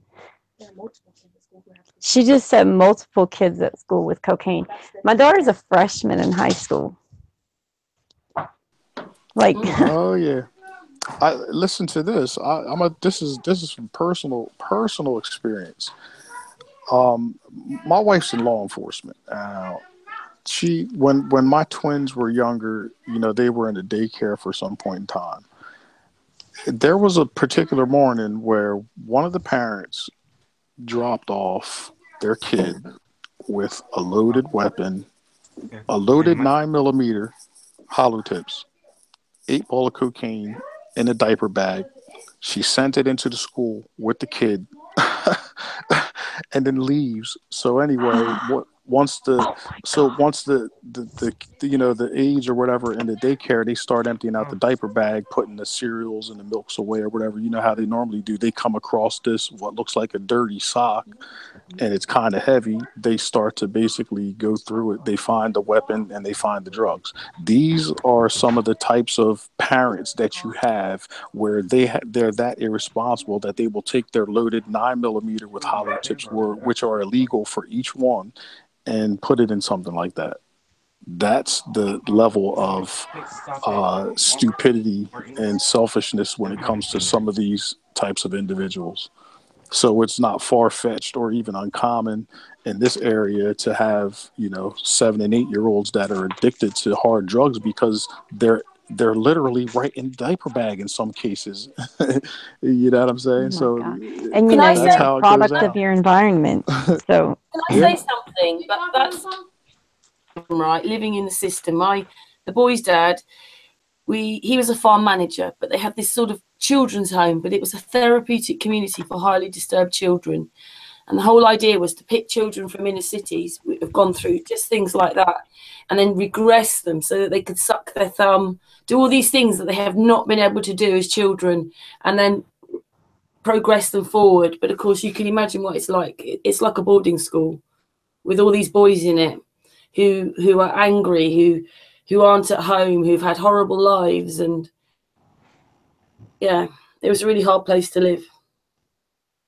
But there are places trying to take children out of inner city. But if you already know that now the system's so corrupt, everything is just wrong, I don't know where it puts all those places trying to help these inner city children. I mean, for instance, one boy, he couldn't go home in the holidays because his parents were turning his bedroom into a bathroom. I mean, like, what? These poor kids. God. I don't even want to mention that. You can only imagine. Dre's just been talking about a bit of it. The things that some of these children see, but then they're victims, and then their parents are victims, and everybody's victims are victims. And kind of in this sort of psychology I've been looking at is quite often if parents don't wake up or understand who they are and have been treated badly, they then take it all out on their children and retake it back from their children, what's been taken from them. Often don't treat their children very nice. Yeah. They're just taking back what they had taken from them and don't realise it in the generational cycle thing that's going on. And that's where the parent fails, because once that parent, whether they made a conscious decision to be a parent or it's just, for lack of better terms, a subsequent consequence of what they chose to do, once you have that child, you become a parent. You need to alter the way that you think and the way that you act and things of that nature. You need to change your behaviors and cater to that child. So you need to make a conscious decision to break because that you're responsible for them. Absolutely. Like I said it before and I'll say it a million times over. I could be one of those types of people according to the things that I've experienced, you know, from the time that I can remember up until about 17 or 18 years old. And I could use each and every one of those experiences to be a nasty, bitter, ignorant POS that runs around and shits on the world. But I don't choose to do that. I choose to take and make a conscious, concerted effort to be a good person and to put out, you know, put that love and caring out to other people, you know, and treat my kids and show my kids something better. You know what I mean? So that's a conscious decision, and the parents themselves are failing, not only themselves, but they're failing their kids by not doing that. If you can't be that type of a responsible person, then you really need to think about, you know, having a child, and not after you had the child, but before. This is the type of basic logic and reasoning that people tend to disregard when they get caught up in this matrix or whatever, just living the lifestyle. It's all, you know, fun and games. Everybody wants to go out and have fun and have sex, which is cool if you're responsible about it. But if you choose to bring a child into this world, whether you purposely did it or whether you did it on accident, you need to step up to the plate, be a parent, and break that damn cycle, be responsible. Yeah, I agree with that.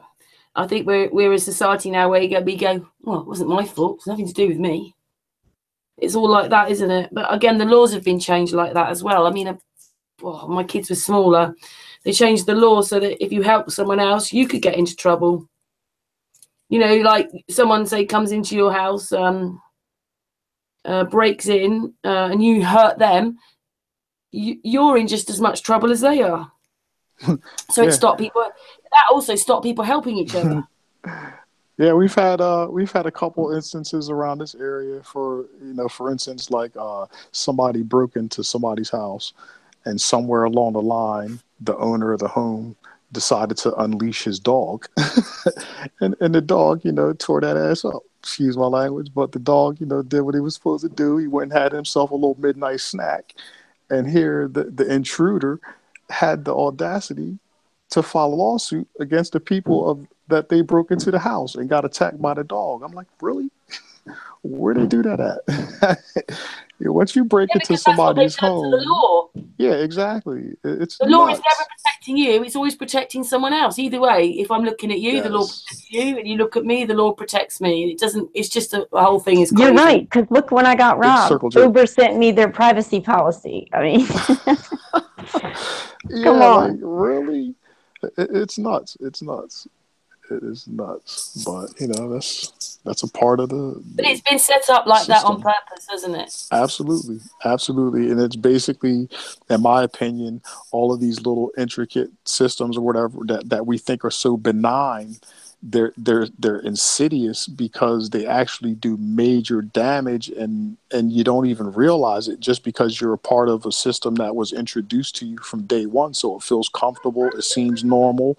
It doesn't seem like it's a detriment per se until you really start to get into the mechanics of it on the shady side and you understand it. But that's what makes it so difficult to shake, because most people just have the notion that, oh, we're just crazy and we're just making this up because we're conspiracy theorists, or we're we're paranoid. And no, that's not the case. It's just that this is what you live in. This is what these people are doing to you. It's just a matter of you waking up and realizing it, and then putting out the conscious effort to make a better decision so you don't become ensnared in those pitfalls. That's what we're failing to do as a society. We're still becoming ensnared into pitfalls willingly, because most people just don't have the time or the interest in finding out how they're being manipulated and controlled, because it doesn't affect their daily life, or it's going to interrupt with their programming tonight, and I can't watch my DVR at 7 o'clock with my whatever, and it's a shame. Sort of changing the subject a little bit. Richard here, we were just talking before you came on. I mean, he's been looking up the birth certificate and how they've done all that. I mean, when you start off by lying to us and giving us a death certificate, and then trading on that death certificate and making thousands and thousands and thousands of pounds on you, they really expect anybody else to trust them or respect them after that? Mm-hmm. It's disgusting. I think that that's something that, however it came to light, so to speak, it's gaining more traction, obviously, and this is something that they either couldn't stop or, whatever the case may be. But I mean, Richard, I think it might have been Richard, him that noticed that if you go to court, the judges you have in county court or something, is that right, Richard? They actually aren't under maritime law, and once you ask them to recount their what did I say it was, their declaration, their oath or their whatever, oath, that's right? it. And they can't do it. Was it you that said it, Dre? I can't remember. It probably was me at one point in time. I'm sure I touched on that. Yeah, explain it. Well, I don't know. I'm not going to give people the exact terminology or whatever the case may be, but basically what it amounts to is what we operate in is what they call maritime law, and it's basically a system that includes your social security number. It's your strawman account, basically. It's a fictitious entity that's set up when you're born. This is where your birth certificate, social security number, how it's linked to you and your corporate account, the UCC codes, your sovereignty. Like a lot of this stuff is all interconnected to this maritime law. Basically, I mean, to kind of like put it in a nutshell, you're basically a commodity. You're traded on the stock exchange. Your social security is your bond that's connected to your account. Like all this stuff you're a walking corporation, basically. Well, see, now this is where it starts to get a little deep and tricky and seedy or whatever. Now, when you break down the word corporation, for instance, what's a corp? A corpse is a dead body, and oration is shit. To speak. So instantly when you say corporation, it means dead speak. This is why when you get, for instance, when you get a summons to court, because you summons the dead to appear in court.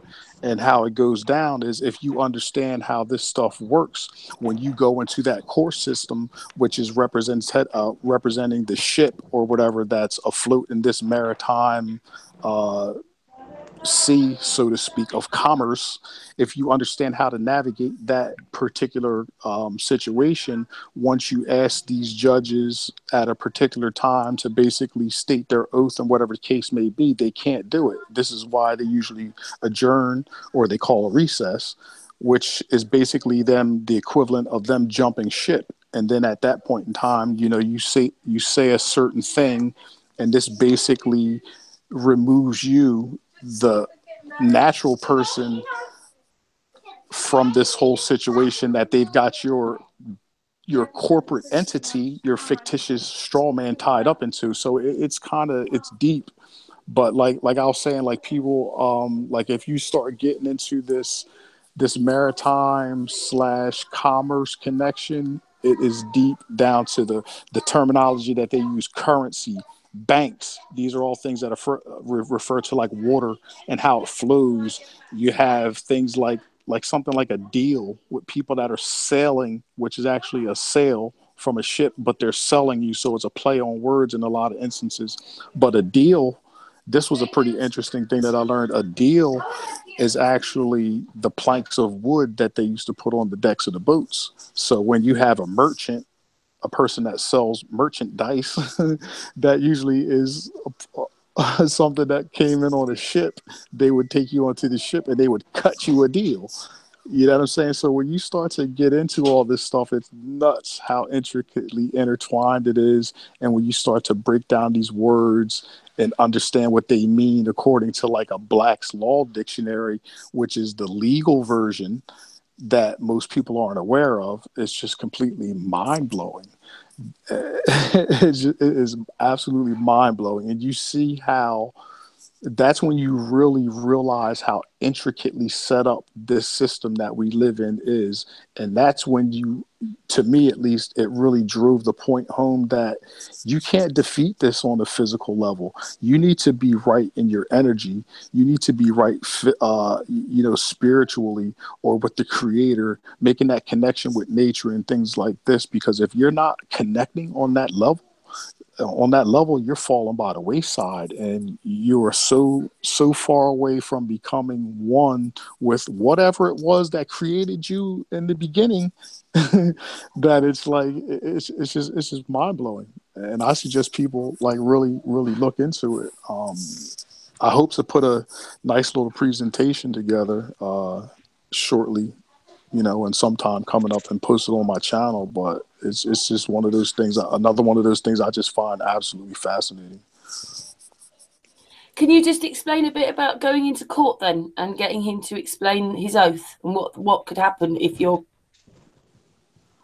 From what I understand, basically there is really only two types of law: natural law, and that's the law of the land and the law of the sea.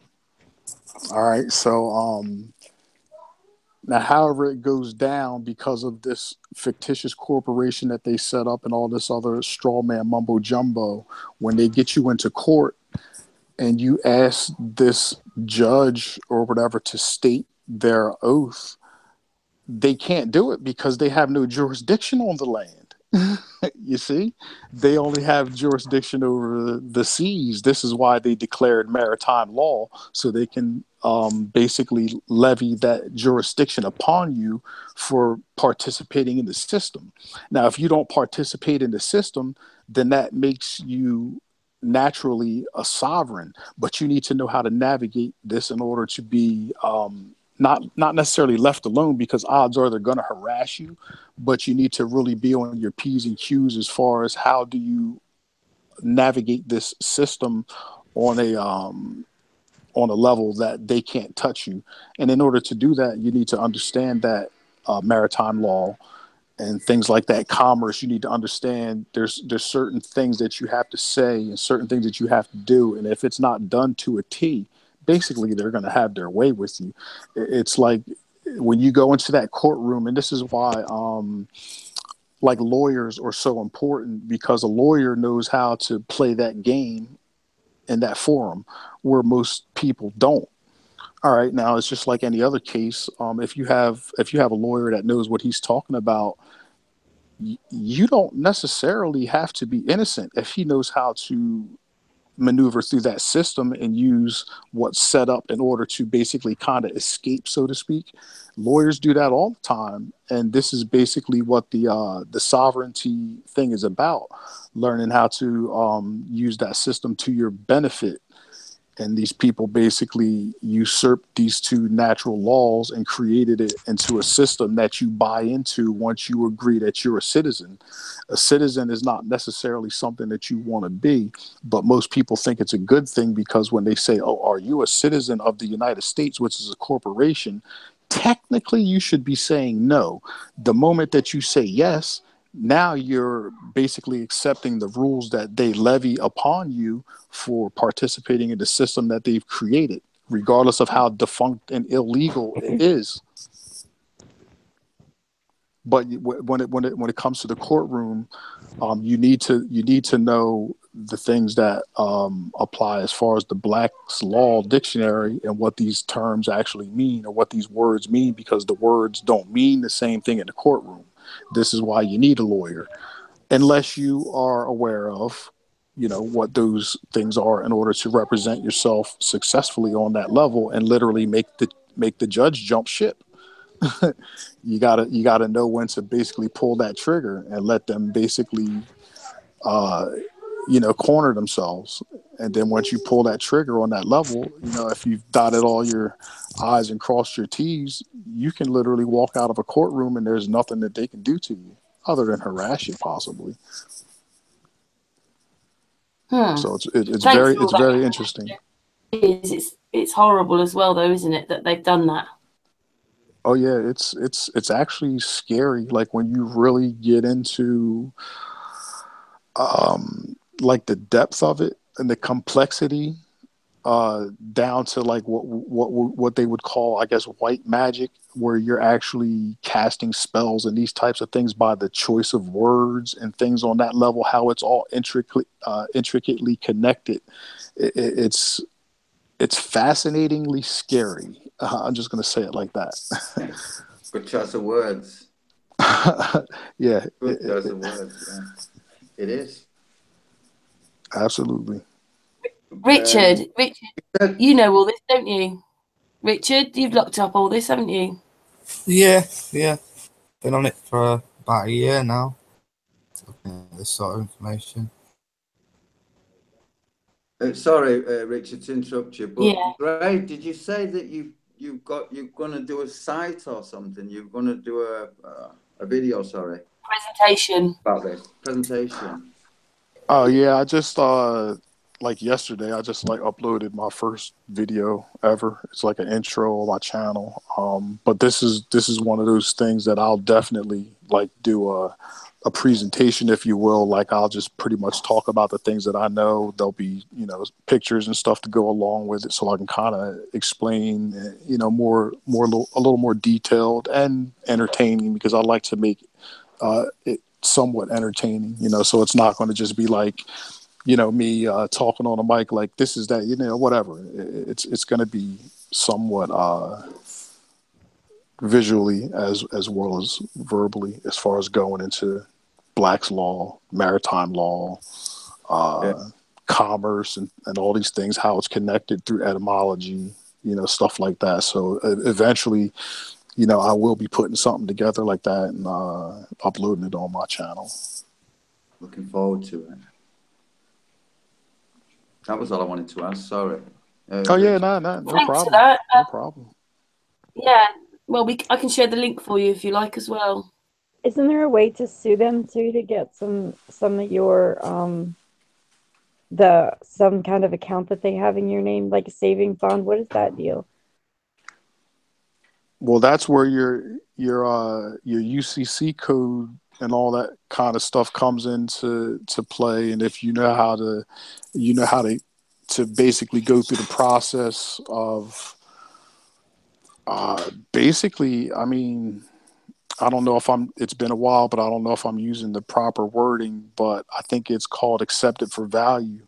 Basically, you can kind of like go through a process where, you write certain things a certain way, along with some other things. It's not as cut and dry as the way I'm saying it. It's a little more involved or whatever, but there's certain things and certain processes that you have to go through. But if you're successful in it and, you do it properly, basically, I guess you're kind of like discharging your debt, because technically that debt doesn't exist. It's kind of sick, because I mean, think about it. We live, particularly in the United States, we live in a system where the debt is so astronomically large, we can never get out of it. The Fed issues money at interest. So basically, in order for our government to run, we have to borrow money. As long as you're borrowing money at interest, you're never going to be able to get out of that debt. This is one of the reasons why the Fed is so dangerous, and it doesn't belong, in our system. But it has to kind of like, it kind of has to like disappear. Mm-hmm. You're never gonna get out of that debt, and the money. It's like you need it. You see what I'm saying? It's mm-hmm. sick. It's sick the way they got it set up. But actually, I was going to say something that I kind of lost my train of thought. Hopefully, it'll come back to me though.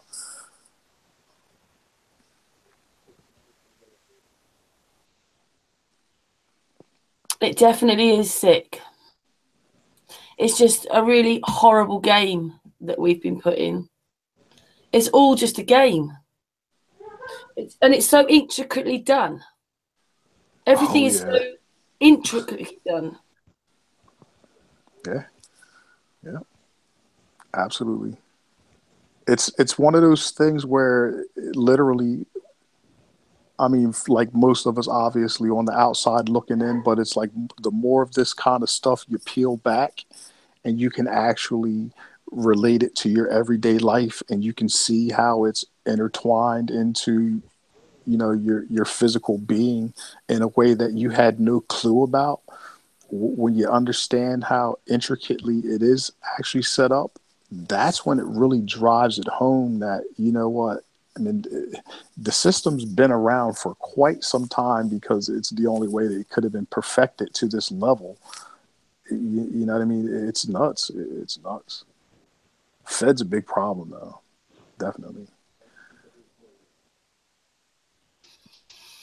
Yeah, and it makes it worse when you know the truth a bit more, doesn't it?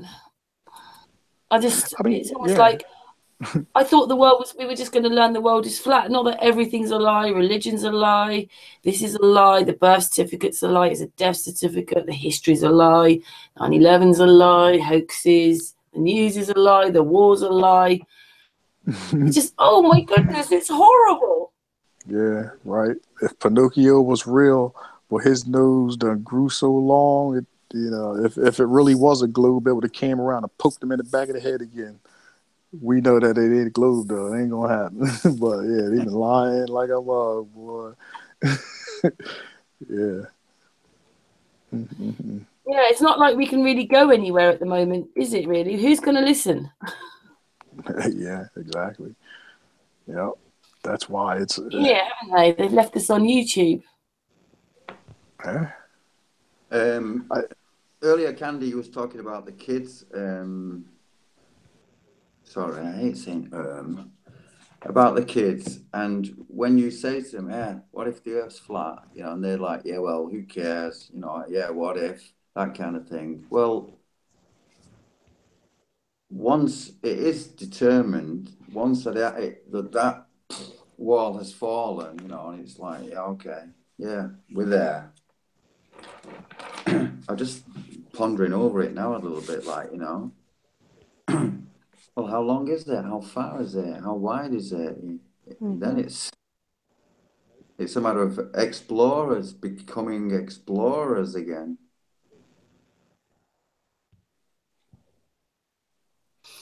Yeah, I suppose we all are explorers, aren't we? Because nothing's true. So it is exploring it all again, isn't it? Yeah. And they're going to have to rewrite the books.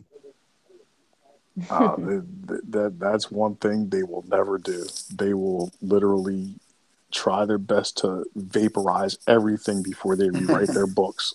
Yeah. Like seriously, it's like one of those, it's kind of like one of those little things. Just imagine where you go to the ballpark and then like the guy that's been kicking everybody's butt in like basketball meets his match, and now somebody came and beat him finally, and now it's like, you know what, I'm taking my ball and I'm going home. And it's like, well, you can't take your ball, we're still playing. And then he like pulls out a knife and cuts the ball in two and leaves.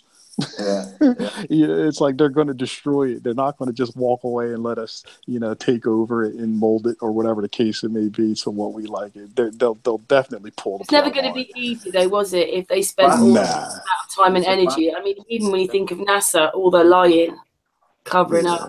Yeah. But it's just like earlier on today, I mentioned it, that even like the space thing, it takes your freedom away. Everything is to take your freedom away. The laws are to take your freedom away. It's all about taking your freedom away, whichever way you look at it. The whole thing, the thing about our essence or God or creator, whatever, that's taken away. They're giving you a fake reality, which is space, and pretending, like I listened to the one, I can't remember her name now, one of the astronauts, but she was saying, they come up once a week. Pardon? Jill? No, I can't remember which one it is now, but Is called Kelly? No, not that one. I do know what her name is, but I just can't think right now, sorry. But she was saying that they come up once a week with the napkins and things. Once a week with napkins. Yeah.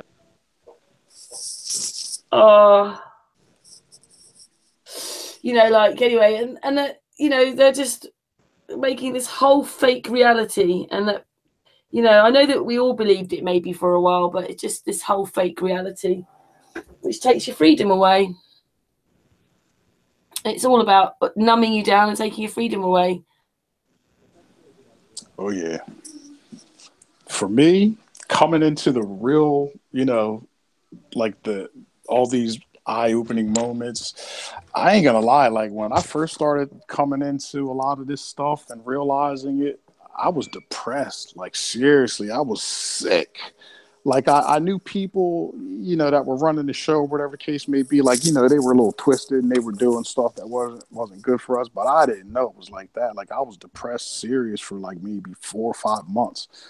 Man, it's like I would wake up in the morning and I just didn't feel right and everything was weird, looked at everything differently, and I just kind of had like this really nasty taste in my mouth. And then but after that wore off, that initial kind of depression or whatever that I experienced from the stuff that I was learning, I've never felt so free in my life. Like literally, I felt like after that kind of feeling went away, I felt like I drank a case of Red Bulls and I was just kind of like floating around because I felt like I was on the right path to, what mattered. And then over time, it just kind of got more intense or whatever the case may be. But even though I come across stuff right now that kind of makes me really think that, man, humanity is sick. But at the same time, just knowing how I carry myself on a personal level and the things that I seek and the types of people that I seek and the type of energy that I choose to put out amongst those people is what it's all about to me. So it was liberating ultimately. And Yeah, re-educating. Oh yeah, absolutely. Yeah, I'm sure it's the same for who else feels peace in their heart. I mean, I think part of it, you have to know who you are as a person, because if you don't, then you're never going to believe whether it's a flat or it's a globe, are you? If you don't know yourself and you don't know what's going on. But knowing yourself a bit, and then this flat earth thing, I don't know, it just brought more peace for me. Yeah, I agree. think that knowing that there is a creator, that it brings, to me anyway, it brings peace, Definitely agree with that. And And I wonder. bet you Brings a these lot of people wonder. I've been with you since you were a child. Candi, Astral, Richard, Josh, Dre, Yudit. I bet you since a child you knew something. Most of us lose it as an adult, don't we? But I bet you the feelings you've got, that sensitivity you've got, that bit that connects us, has been there since we're children. Absolutely. 110%. It's noetic. Sometimes I think that perhaps that we kind of like go in cycles. Like everybody doesn't, just like everybody doesn't reach maturity or whatever the case may be at the same time. I think that may apply also on a spiritual level, like how we all come to the truths that we've come to understand. I think that may be how it's meant to be. We can't necessarily wake up everybody. It's our time, and we've become, those people that understand things to the point where it frees us on a spiritual level. They're just not there yet. Agreed. Maybe hopefully one day they get there. We can still try as we may to bring people closer to the truth by exposing them to the flat earth, which is just a tool to open the door to other things to help them grow. But ultimately, I think that us trying to turn everybody to understand things that we do is probably fruitless, because it's probably just not meant for them to move on, at our pace or at this time.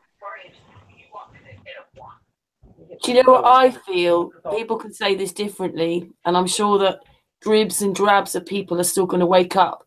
But there seems such a big awakening in 2016. I'm not sure whether this is it. Who is here now, and dribs and drabs will follow. But there isn't suddenly this mass wake up. There was a mass wake up in 2016, and then it sort of slowed down a bit. I think there's been a mass wake up since probably forever. But from 2010 anyway, I've been at least knowing of this awakening.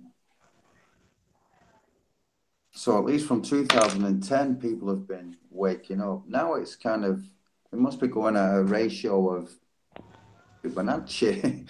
Who knows? But it's going exponentially now, I think. Anyway, it's like... It will help with someone like Freddie Flintoff coming out with it.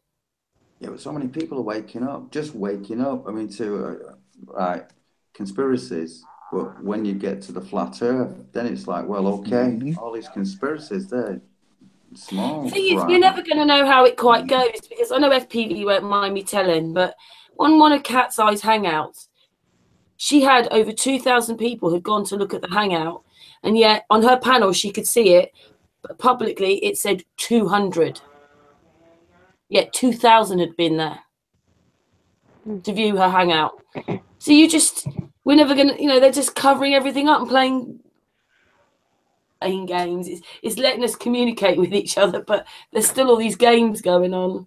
And I think FPV was telling me where someone could only see a very small amount of people had liked their video, and then there was a glitch. The glitch cleared, and like nearly 1 million or something views turned up, like whatever it was. Technology. I would be quite interested to see, actually, something like a database where all us FE, we're all on there. One thing somewhere where there is like, and nothing that can be held by anybody, but by everybody, if you know what I mean. An Aaron thing.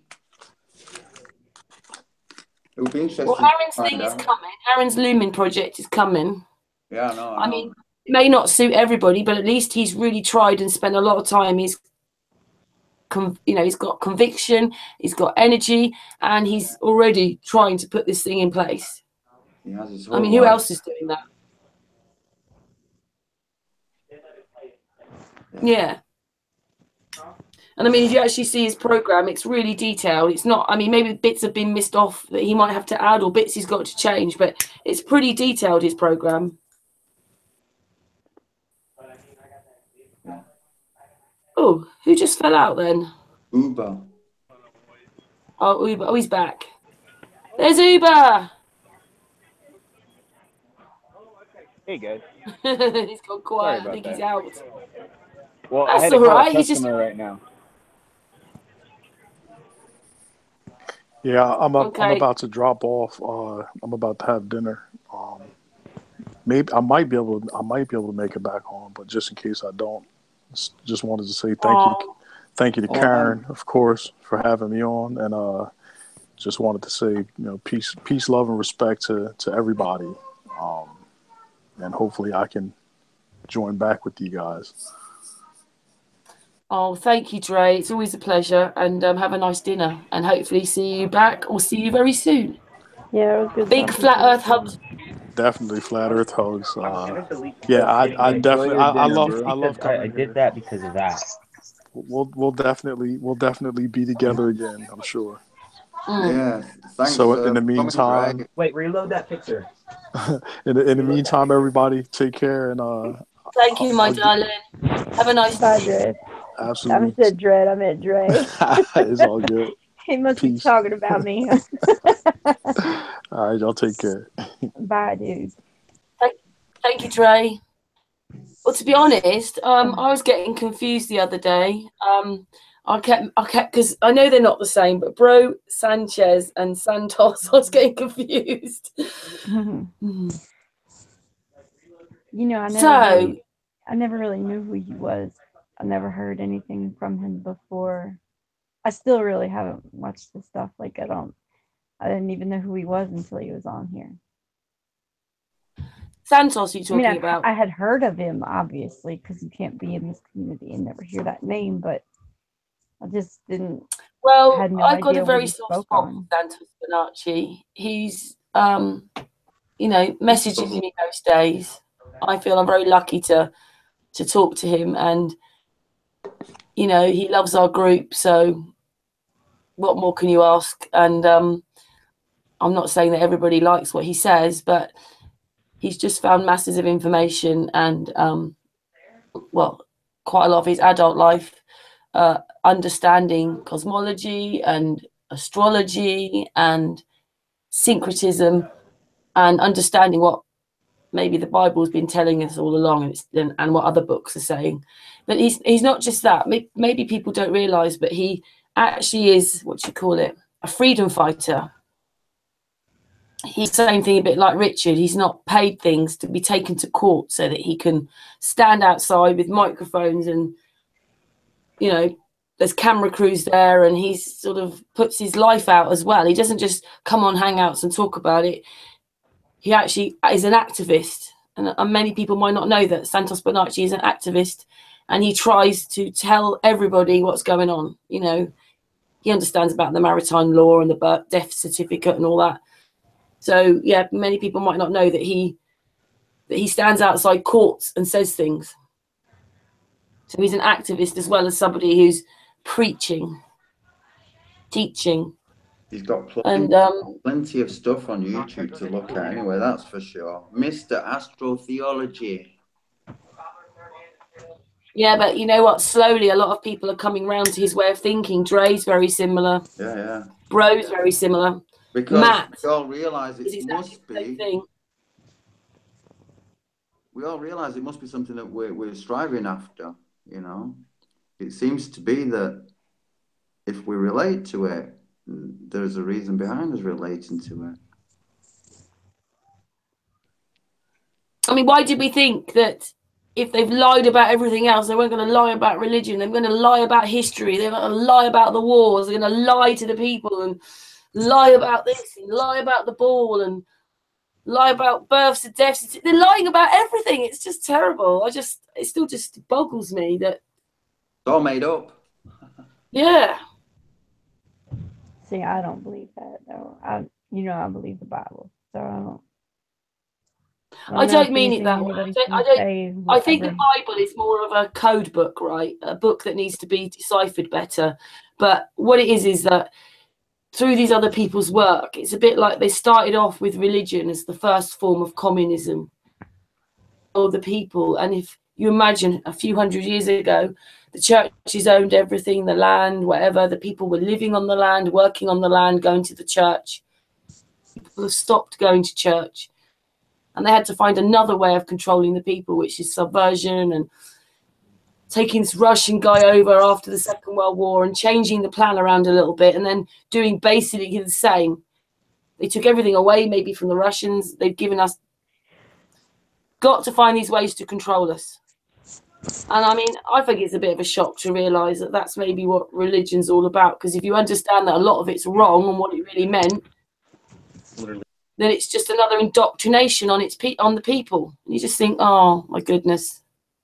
Well, can I just say something? I started looking into religion quite a few years ago when I saw there were coincidences with the various, Muhammad and Jesus and, and it was like, well, this is a bit too strange, So you look into things like that. Santos explains it absolutely beautifully. You couldn't want it any better. And his drawings and his diagrams, his energy is there, and he knows the Bible. He knows the Bible better than anybody. He'll tell you himself. He says it so beautifully. He's not trying to cut anybody off or say anybody's bad. He's just trying to tell people that what's happened. What's been done to us, what it all means. I mean, I didn't think I was going to be getting into this kind of talk today, and I don't mean to upset Candi because I love Candi, but basically they're just deciphering it all that the sun outside in the sky is the Son of God, not Jesus. It's fictitious, but I don't want to really get into that because I don't really want to upset too many people. But I've heard some people say that, and I can't. I'm not going to agree with that. It doesn't. I don't want to get into a debate about it, but it doesn't mean you don't believe in the same thing. It's just that maybe you call it through the Bible. Okay, we'll leave you with that one. But some of us will just say Creator, our essence, can I just say frequency, that we're part of God. The people are it with the consciousness. Without that, there is nothing else. Go for it, Astral. Yeah. Now you've made me forget. No, but can I just say, Candi? No, I've not forgot. This about that you don't believe it and all that lot, but you do, because what's your star sign? Virgo. There you go. And I'm Capricorn. What are you, Karen? I'm a Gemini. Josh? He's got a customer. Richard, what are you? I'm a Taurus. And as Santos, I'm not going to explain. I about Santos. personally don't subscribe to that Astral thief. Okay, maybe we should look at a little bit more at Santos then, because I thought it was a pile of shit and all not too many years ago. But I mean, look into it, man. Well, no, I'm not It's saying that only it's a true. pile of shit, and I'm not saying that the stars aren't doing what they're doing. But my point is, those bastards up there don't rule my life in any way. That's my point. Yeah, and as far as the star signs, you guys are all naming off Greek zodiac signs. Mm. I doubt any of you have yet to look into the Mazzaroth at all, because the Mazzaroth predates the zodiac by a couple thousand years. So if you really want to go back to the beginning and stuff, check out the Mazzaroth. And the names It's okay, Josh. are a little bit I have different. a Vedic love book, which is Indians, you know, with the dots, those Indian people. Vedic. And that's completely different. In there, I'm a female snake. and there's female and male in the animals. zodiac, the signs in the zodiac came from the Mazzaroth. Like Virgo, the virgin, kind of a coincidence that Jesus was born of a virgin. The olive is drawn like an ox or like a Taurus. A scales, Libra, Gemini. How there's two figures in Gemini. That actually in the Mazzaroth, it's one person with two natures. Which, if you want to have it ring true with scripture, it fits with the whole idea that the first time Christ died, second time he's going to rule. But, I mean, you guys really don't base anything off the Bible, so that really means nothing to you guys. But as far as, dude, the Son being the Son of God, there's no way I could ever say that we're talking about the same thing, because it's not. It's when you're actually warned and told not to do that, I can't say that it's the same, you know, because. Would you just say one thing though? Because I'm not, you know, obviously all this information's been in, and you know, there's a lot of people now saying the same kind of thing. But this whole thing with what I envisaged God was about, you can directly pray to Source, God, Creator, whichever you want to call it, them. But it wouldn't have wanted us to be controlled like at all. It's not about all the things you've done wrong. And that's what this spiritual awakening may be about now. Yeah. You know, the one thing that we've come together, especially like Josh, who I've got to know really well, is that we kind of, even though we're not together, we kind of know where we are in this consciousness, like we've connected. It's about us connecting together. It's about us being, I don't know, the best way possible under the circumstances. We live in different countries. You know, Josh, we've had some very deep moments on some of these Hangouts because we're on the Hangouts together. And it might be a bit difficult. Maybe in the chat room they can feel it as well. And you know what? We don't have to agree to get along, because thinking back, I was thinking about this while I was listening to you guys while I was in the checkout line right now. If I just disliked everyone that I disagreed with, you know, there's times when I look back at my own life where I wouldn't agree with myself. So am I supposed to not like myself because I disagree with like an older version of me, you know? That doesn't seem fair. That doesn't seem right. I know, so many people are out here hating others because they disagree with something that they have an opinion over. It doesn't matter what kind of person you are or whatever. It's they really do base stuff like that upon things that you believe. Like, oh, you believe the earth is flat? I hate you. Oh, you believe in God? You're a Christian? You're stupid. I hate you. Like, what? You believe in the AE map? I hate you. I think it's kind of interesting that Christianity now is kind of becoming like the new flat earth, though.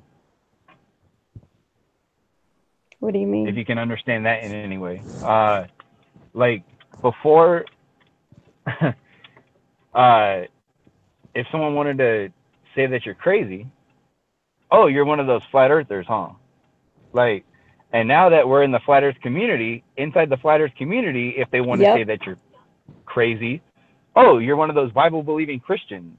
Yeah, like, it's just you're right kind of about that. Weird. Which kind of makes me think that maybe I might be on the right track with this, because, hey, it seems to be on the right track with the world being flat. I mean, they kept saying, oh, you're an idiot if you think the world's flat. Well, you know what? Okay. I'm a very proud idiot then. Next to. Well, we've all met each other for that reason, haven't we? Yeah, well, the thing is, if they call us idiots, they make complete fools out of us in their eyes and the people around them's eyes. But in our eyes, we're looking at them like, I feel sorry for you. You know, like, but we're not going to stoop to their level because we're past that. So, I mean, who's really, they don't realize that when they're doing that, though.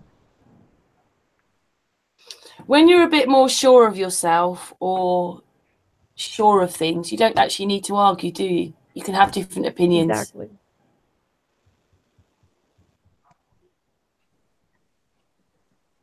Anyway, we're not all each other either. There's only one Candi, one Astral, one Richard, one Josh, one Yudit, one me. And we've all come in different angles. We're different ages. We're different sexes. But you know, everything's going to be... I just wanted to say, I think it's fine and it's fair that people are, you know, opinionated. For sure, everyone has a right for an opinion, and I respect someone who is against my opinion. Do you know what I was going to say, but you can't say it anymore? I was going to say that makes the world go round. Oh dear. Karen, why do you have a new channel? Again. I just realized that this was a different channel. Because FPV, lovely FPV, coming back with some different work. He's changed it now on Friday. But he was playing some of his work and it had someone's map on it. Oh, are you serious right now? Yeah. No, he striked me. Oh, wow. You don't even need to say anymore. If you actually understand when you have to start a new channel off, it is like starting again.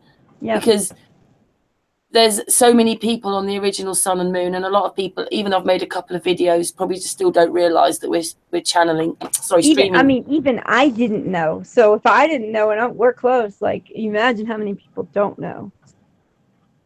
Yeah, I've put videos out on a couple of the channels, and every channel, obviously I try and put something in or whatever, but yeah, it's been really like, oh my goodness, like, yeah, well, you know what happens, so it can go any worse, really. That is unbelievable. Okay, next subject. I'm so sorry for bringing that up. I didn't know it was all that. Okay, my darling. It's the truth, though, isn't it? I can't deny what happened, but you know what I'm talking about. I don't really want to talk about it much, but it's the truth. So,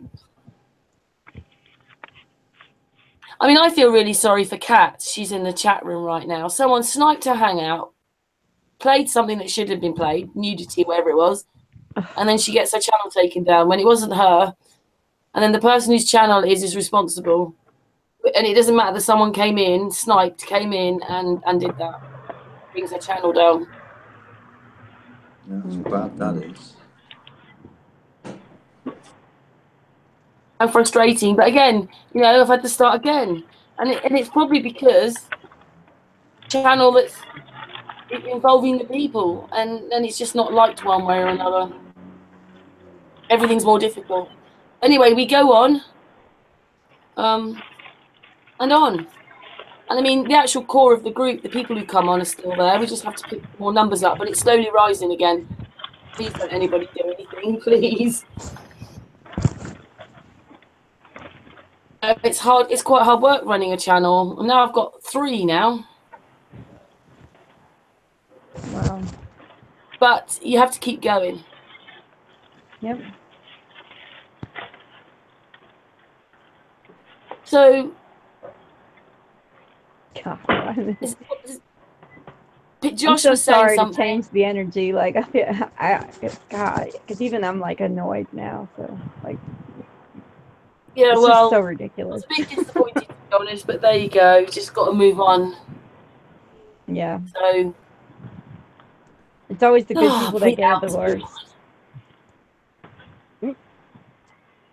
Yeah, but like I said, the actual people who come on the hangouts, or you know, people like Thrive or Mark Sargent, they're all still there. Yeah.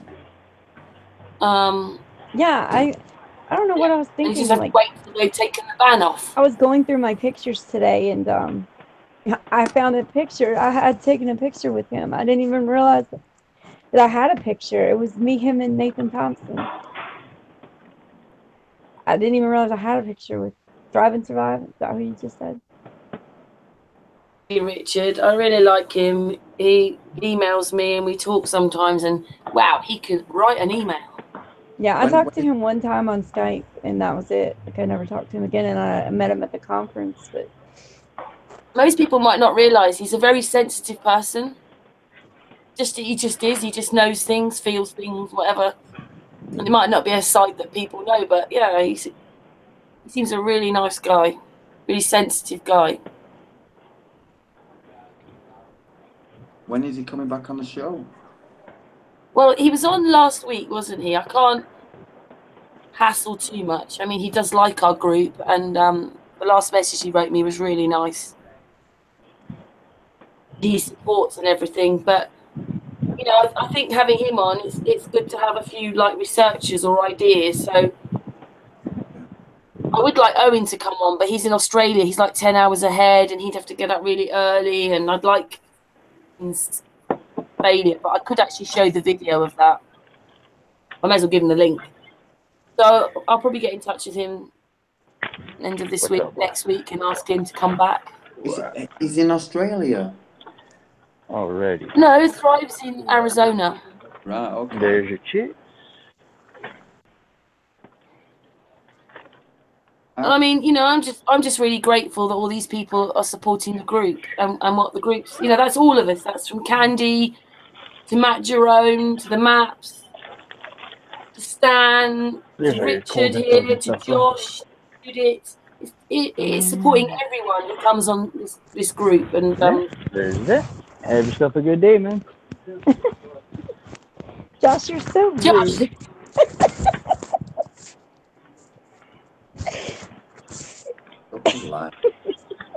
Josh, we can hear you. Yeah, Joshua! I realized that. I knew that the whole time. It was just that Yeah, my phone was in my pocket, and I had my Bluetooth headphones on. Hey, give me a break. I'm trying to multitask here. And I think I'm It's doing all a right, damn my good dad. job. Oh, he's lovely, But Josh. yeah, no, it wasn't quick enough to get back on the Hangout and mute myself before the dude answered the door. It's okay. We'll let you off. Don't you worry.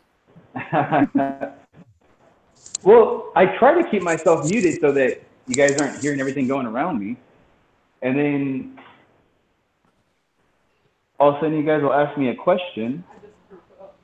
And then it's like a race and a fumble for my phone. No, we weren't asking you a question. We were telling you to shut up. Yeah, no, not this time. That's why I kept my mic open this time. Oh, well, okay. I got it. Sorry. I was reading something.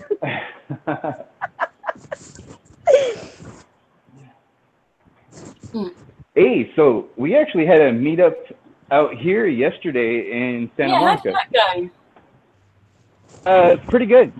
I got to meet up with a bunch of the I think everybody at the meetup yesterday was actually at the one that we had in Pasadena with Mark. Wait, I got a question.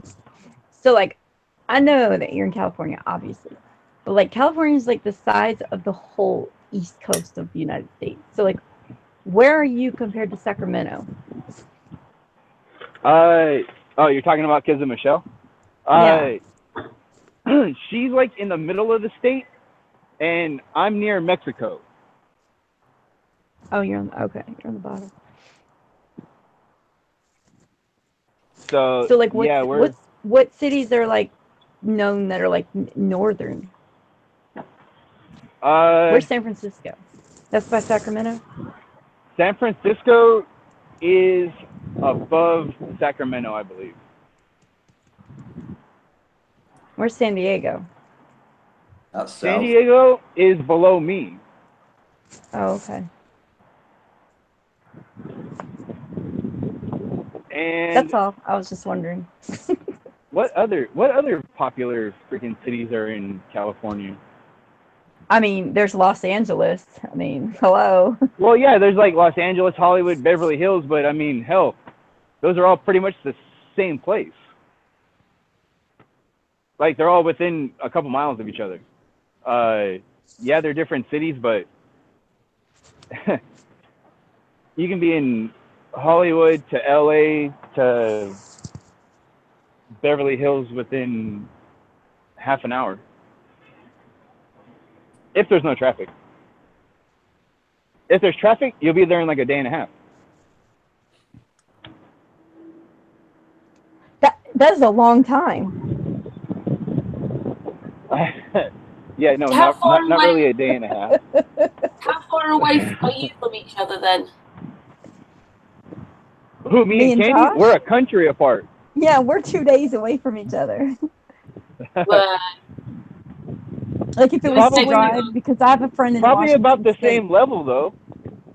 Yeah, I bet I could almost probably draw like almost a straight line across the country from like LA to South Carolina. I have a friend in Washington State, and so I was trying to see how long it would take me to get there, and it's 2,700 miles from me to him, so it would be about the same from me to Josh. That is a long way, isn't it? It's hard for us to imagine, really. It takes me. Y'all countries are so. Yeah, probably they're a couple so of hours to get to Richards, and I just feel that was enough. Because I met Richard at Leicester, so he's not that far from Leicester. It took about an hour and a half to get there. Yeah, and I mean, that's that's to go to another country in 2 hours. Is that why most people fly? Absolutely. Because it would take just, I don't know, probably 6 hours or so on a flight, maybe. I remember. Yeah, God. My brother's actually flying in from Idaho on Tuesday. Idaho. I remember that from school. Hey, Richard, are you from Leicester?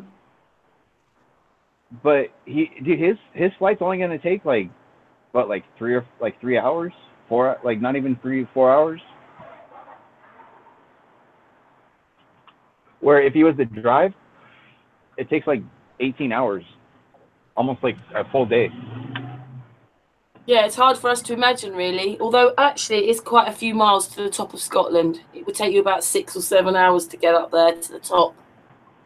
Well, wherever it is, it's positioned on this flat plane. But Like, just think about how far you'd be able to travel if you started driving in like Europe for a full day, right? Like, how many countries would you cross? yeah, you probably do a few there, and then you'd probably come to the Mediterranean Sea. Then you can go swimming and grab a falafel. Richard, are you you live near Leicester, don't you? About an hour away. Because where did you come from then, Astral? His mother. Ha My mother.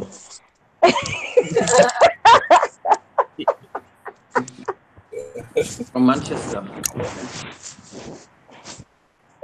Manchester. If I didn't explain Richard, he comes from Manchester. He lives in Denmark now. Yeah, I live in Denmark. But I win. asked Richard because I thought you said you went to Leicester to meet Richard, and presuming it was this Richard, and that's why, because I lived in Leicester once. I have family there. When you were a UKer. Yeah, back in the days when I was in the UK, when I was nothing but knee-high. What's the saying go like?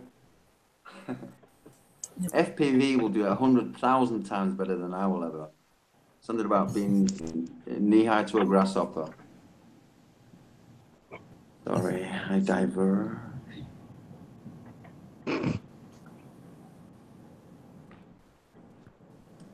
Were you speaking, Richard? I'm finished. No, that's so cool. I wonder how many UKs would fit into America. Does anybody know? Oh my god, I don't know. What did you say? How much of the UK fits in America? How many of UKs, I mean, I suppose the whole of it, would fit into America? Like the area. We're a little tiny island compared to you. Yeah, I don't even know the area of the United States.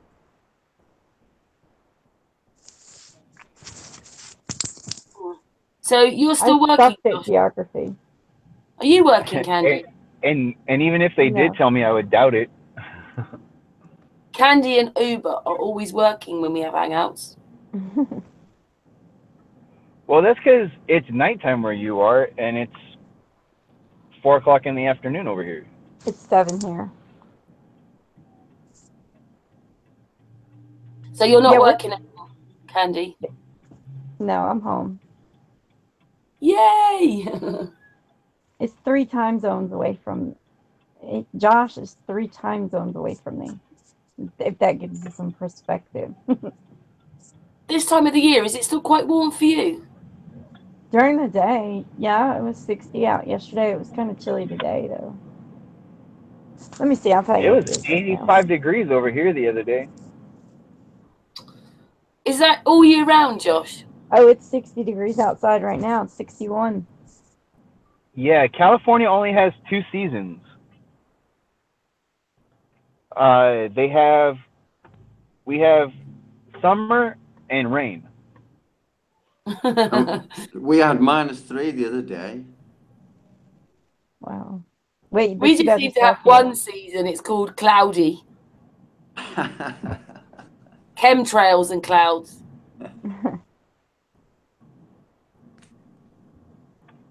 It is quite. It's not that warm here anymore. Plutonium with a shot of lithium. It's getting dark about 4 o'clock in the afternoon now. I hate Whereas it when in the it's summer, like that.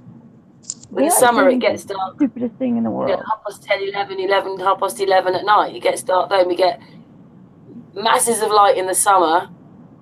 When you get a few hours of dark in the summer, and in the winter we get masses of dark. The other way around for winter. Is it the same for you? Do you get, like, in a lot of countries, especially big countries, the difference between summer and winter is only a couple of hours, whereas for me it's hours. I wonder, Holy crap. I wonder if that, I don't know, never mind. Because, you know, daylight savings is, I don't know, it's so stupid. It makes the daytime shorter and the nighttime longer for some reason. And it's, like, dumb because then you switch back. Like, it's just so stupid. I put a video out on one of the channels about that the daylight savings were never meant for us. They were meant so that we could keep shopping for longer. Yeah, and, well, no, I think that it's so they like, can keep their 12-month year. It's so they can keep the 12-month year and keep the 13th month year obsolete. Which, funny thing, Karen, Matt's even talked about that. Yeah. In what it does regards is, to the shape of the Earth and stuff like that, when he broke down into the triangles that the circle makes and everything, yeah, and he made a point to say that there's 13 pieces or 13 points, and I think that's for the 13 months, you know. yeah, it almost feels like you know, there was an extra month somewhere along the line. That's because of there's 13 moons. That's why a year, and a lot of people don't realise that. 13. Yeah, and yeah, if you start calculating the time and then also like the leap years and stuff like that. And it's so stupid, February with so many less days. What the hell?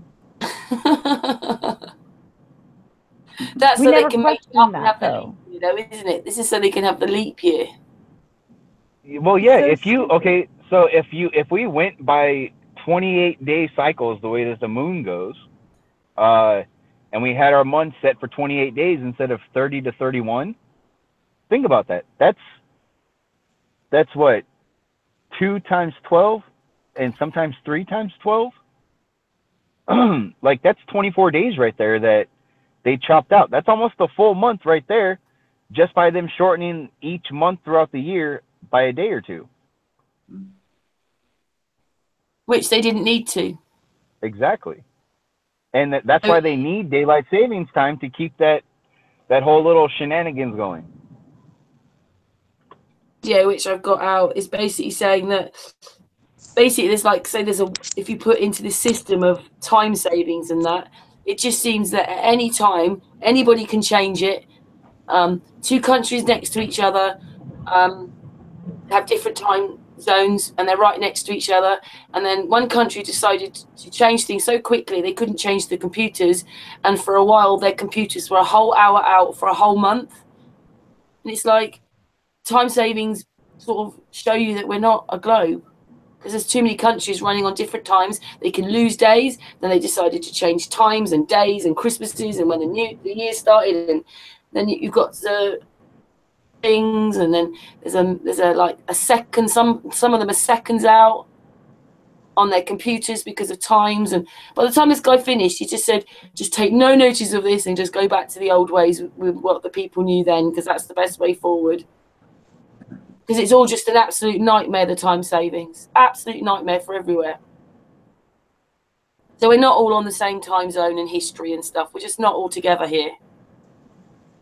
That's probably on purpose, so that when you go to try to figure it out in your head while you're thinking about things, it doesn't make any sense, you know, and you just kind of give up on it. But in a sense, we are always together, aren't we, at the same time? Because even though it's a different time, Candi, well, the chat room, Astral, Richard, Josh, Yudit, I mean, we're all together right now. Yeah. Mm-hmm. It's crazy, isn't it? China only has same one time time zone. Yeah, we're all together at the same time, but we're all not together at the same time. Oh, Oh, and I've got to go to sleep. Yeah, Denmark is an hour ahead of us, so it's 1:20. Got to get up at 5. Oh, that's not nice. No. I need a shower and everything first. So I've got to go, guys. But it's great that you've joined us, because we haven't seen you much lately. Because you said I've been listening all the time. But just busy. I do appreciate that, because you put many comments on the posts, so I appreciate that, Astral. Yeah, I would watch. Thanks for letting me come on. It's an absolute pleasure, my darling. Big flat earth hugs for you, Astral. Cheers, guys. Hugs back. See you soon. Bye. Big flat earth hug. Bye, guys. And cheers. Bye to everyone. Bye, darling. Bye. Astral.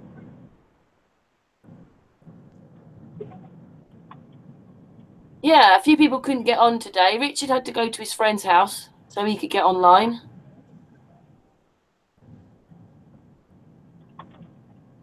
Actually, Richard, you're growing a beard. He's a little bit... Not really. Just lazy. I think you look a bit different. I had to work out what it was. You've got a bit of a beard. Yeah, it's a bit long as well. Yeah, you could be called the beard guy now.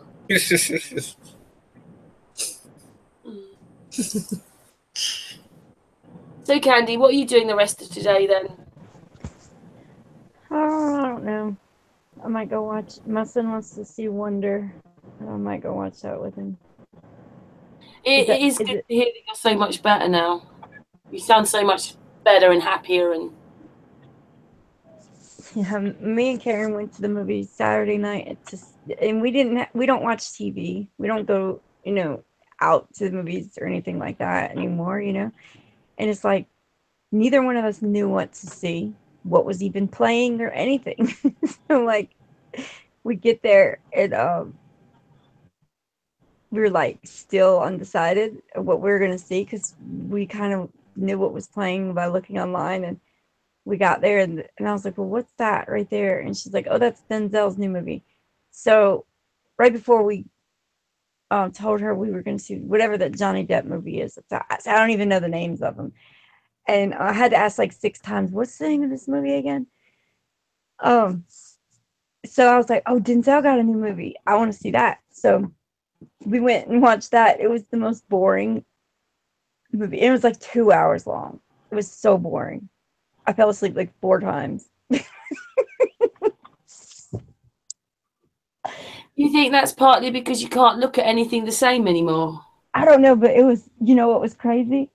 Whenever the previews were on, okay, so nobody in my family wants to ever watch, like when I still was watching things, and sometimes I do watch movies like just for the subliminal things, but nobody likes to watch TV with me. Well, I don't watch TV shows, but like movies and stuff, they won't watch anything with me anymore, because I'm constantly like, look at that, see what they just did there, like I point out everything and they're like, oh my god, can you be normal for once, please? So nobody likes to watch anything with me. But when me and Karen were in the movie theater and like the previews were playing for the upcoming movie, we kept picking out everything that we saw, and like both of us would say it at the same time. It was funny. I have to say that even though I knew the truth about it last year, this time about Christmas, I just don't have any enthusiasm for Christmas. I just said that to my mom today. Oh my god, that's crazy. She's something I used to like. Yeah, me too. And she's out there putting up her My mother ordered me a Christmas tree. I have 2 Christmas trees in my attic. I don't want to put up a Christmas tree. But the only reason I'm putting it up is because I have my Christmas tree is all New Orleans Saint stuff. I have, I'll show you when I put it up. But I'm going to put it up like the 1st or 2nd week in December. I'm going to put it up just because my mom ordered me a Christmas tree. So, but I have all my stuff up in the attic. I don't even feel like getting it down. So my mom's like putting all that. She got so many decorations, and it's like my sister's house. Like her decorations like go with the music. She's got it connected to an amp and stuff, and it's just like, come on, what's wrong with you people? And my mom was like, you used to like Christmas, what's wrong with you? And I'm like, yeah, but like since maybe June or July of this year, I feel different, so different about everything. Like I don't, it's a waste of my time to even get stressed out about Christmas.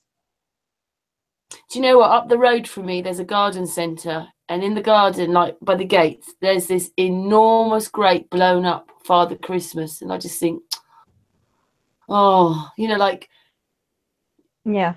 As a child, you thought that you couldn't wait for Father Christmas to come, but now you understand what it's about. It's like there's a dirty, great big red Father Christmas.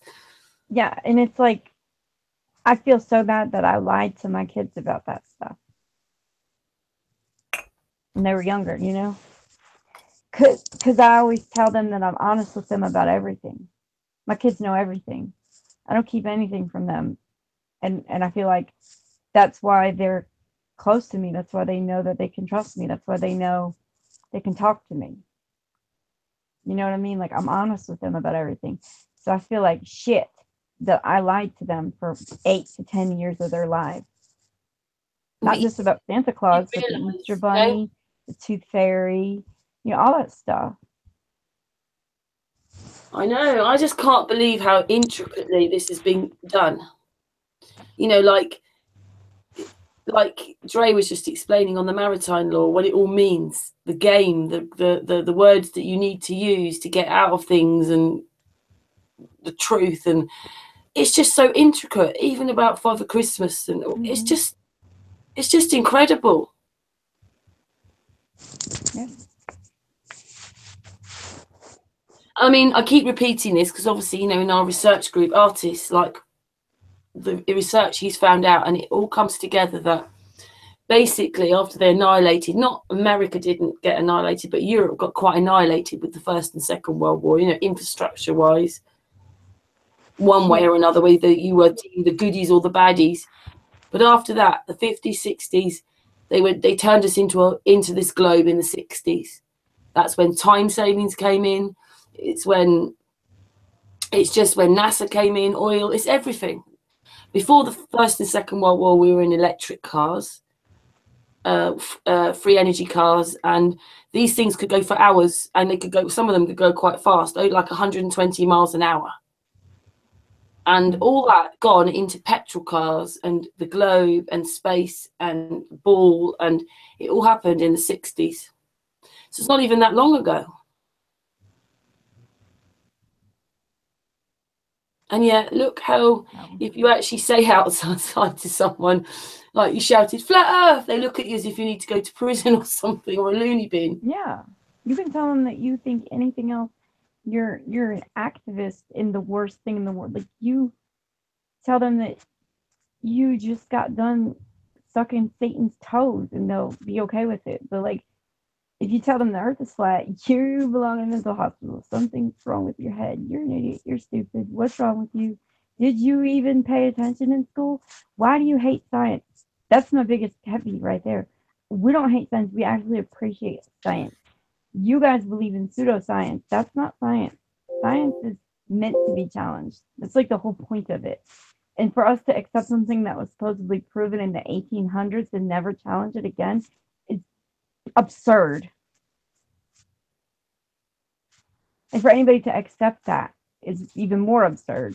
Like, why would you think that that would be okay? I don't understand that. And it sucks that we've gone our whole lives thinking that. But now that I know, when I see things, like it's so frustrating to me now when people won't listen, because I mean, I tell them I won't listen. They don't even want to just like you say, look, just watch this one video before you say no. I'm not interested.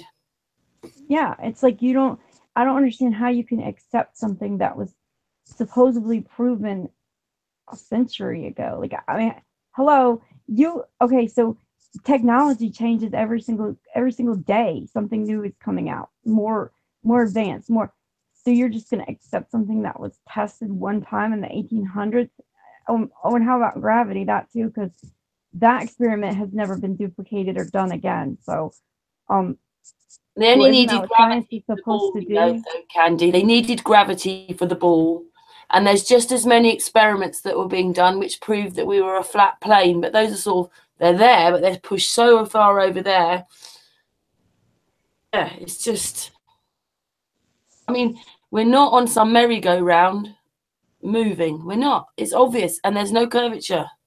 No, that's, you know, that's funny that you say that.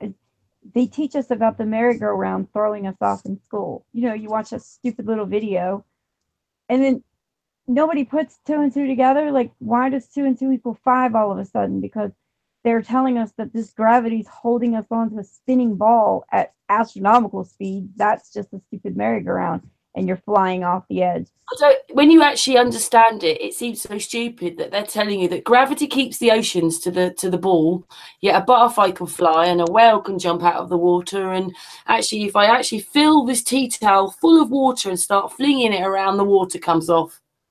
Yeah.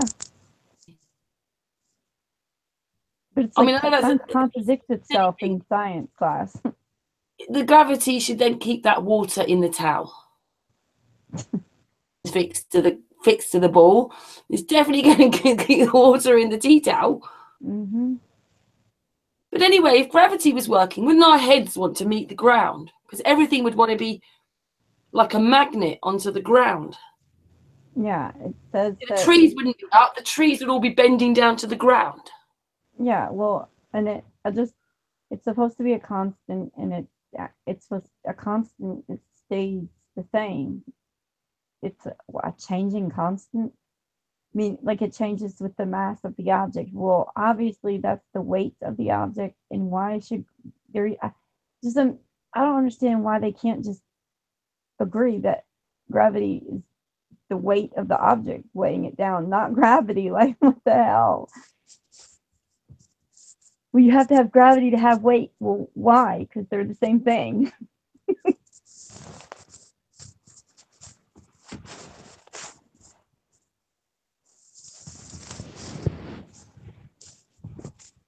Definitely true. When you have just this little bit of common sense. But, you know, we were all caught in that system, and I didn't view it like that, because everywhere you go, there are balls, globes everywhere in the films. Everybody puts a globe up, and then, you know, but when you think about it, when you actually think about it, it's just all ridiculous. Stupid.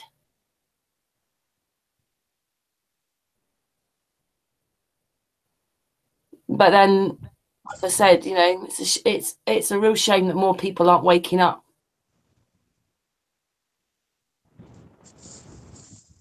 Yeah. What's the most frustrating thing for you then, Richard? What's the most frustrating thing for you being a flat earther when you know and most of the people around you don't know?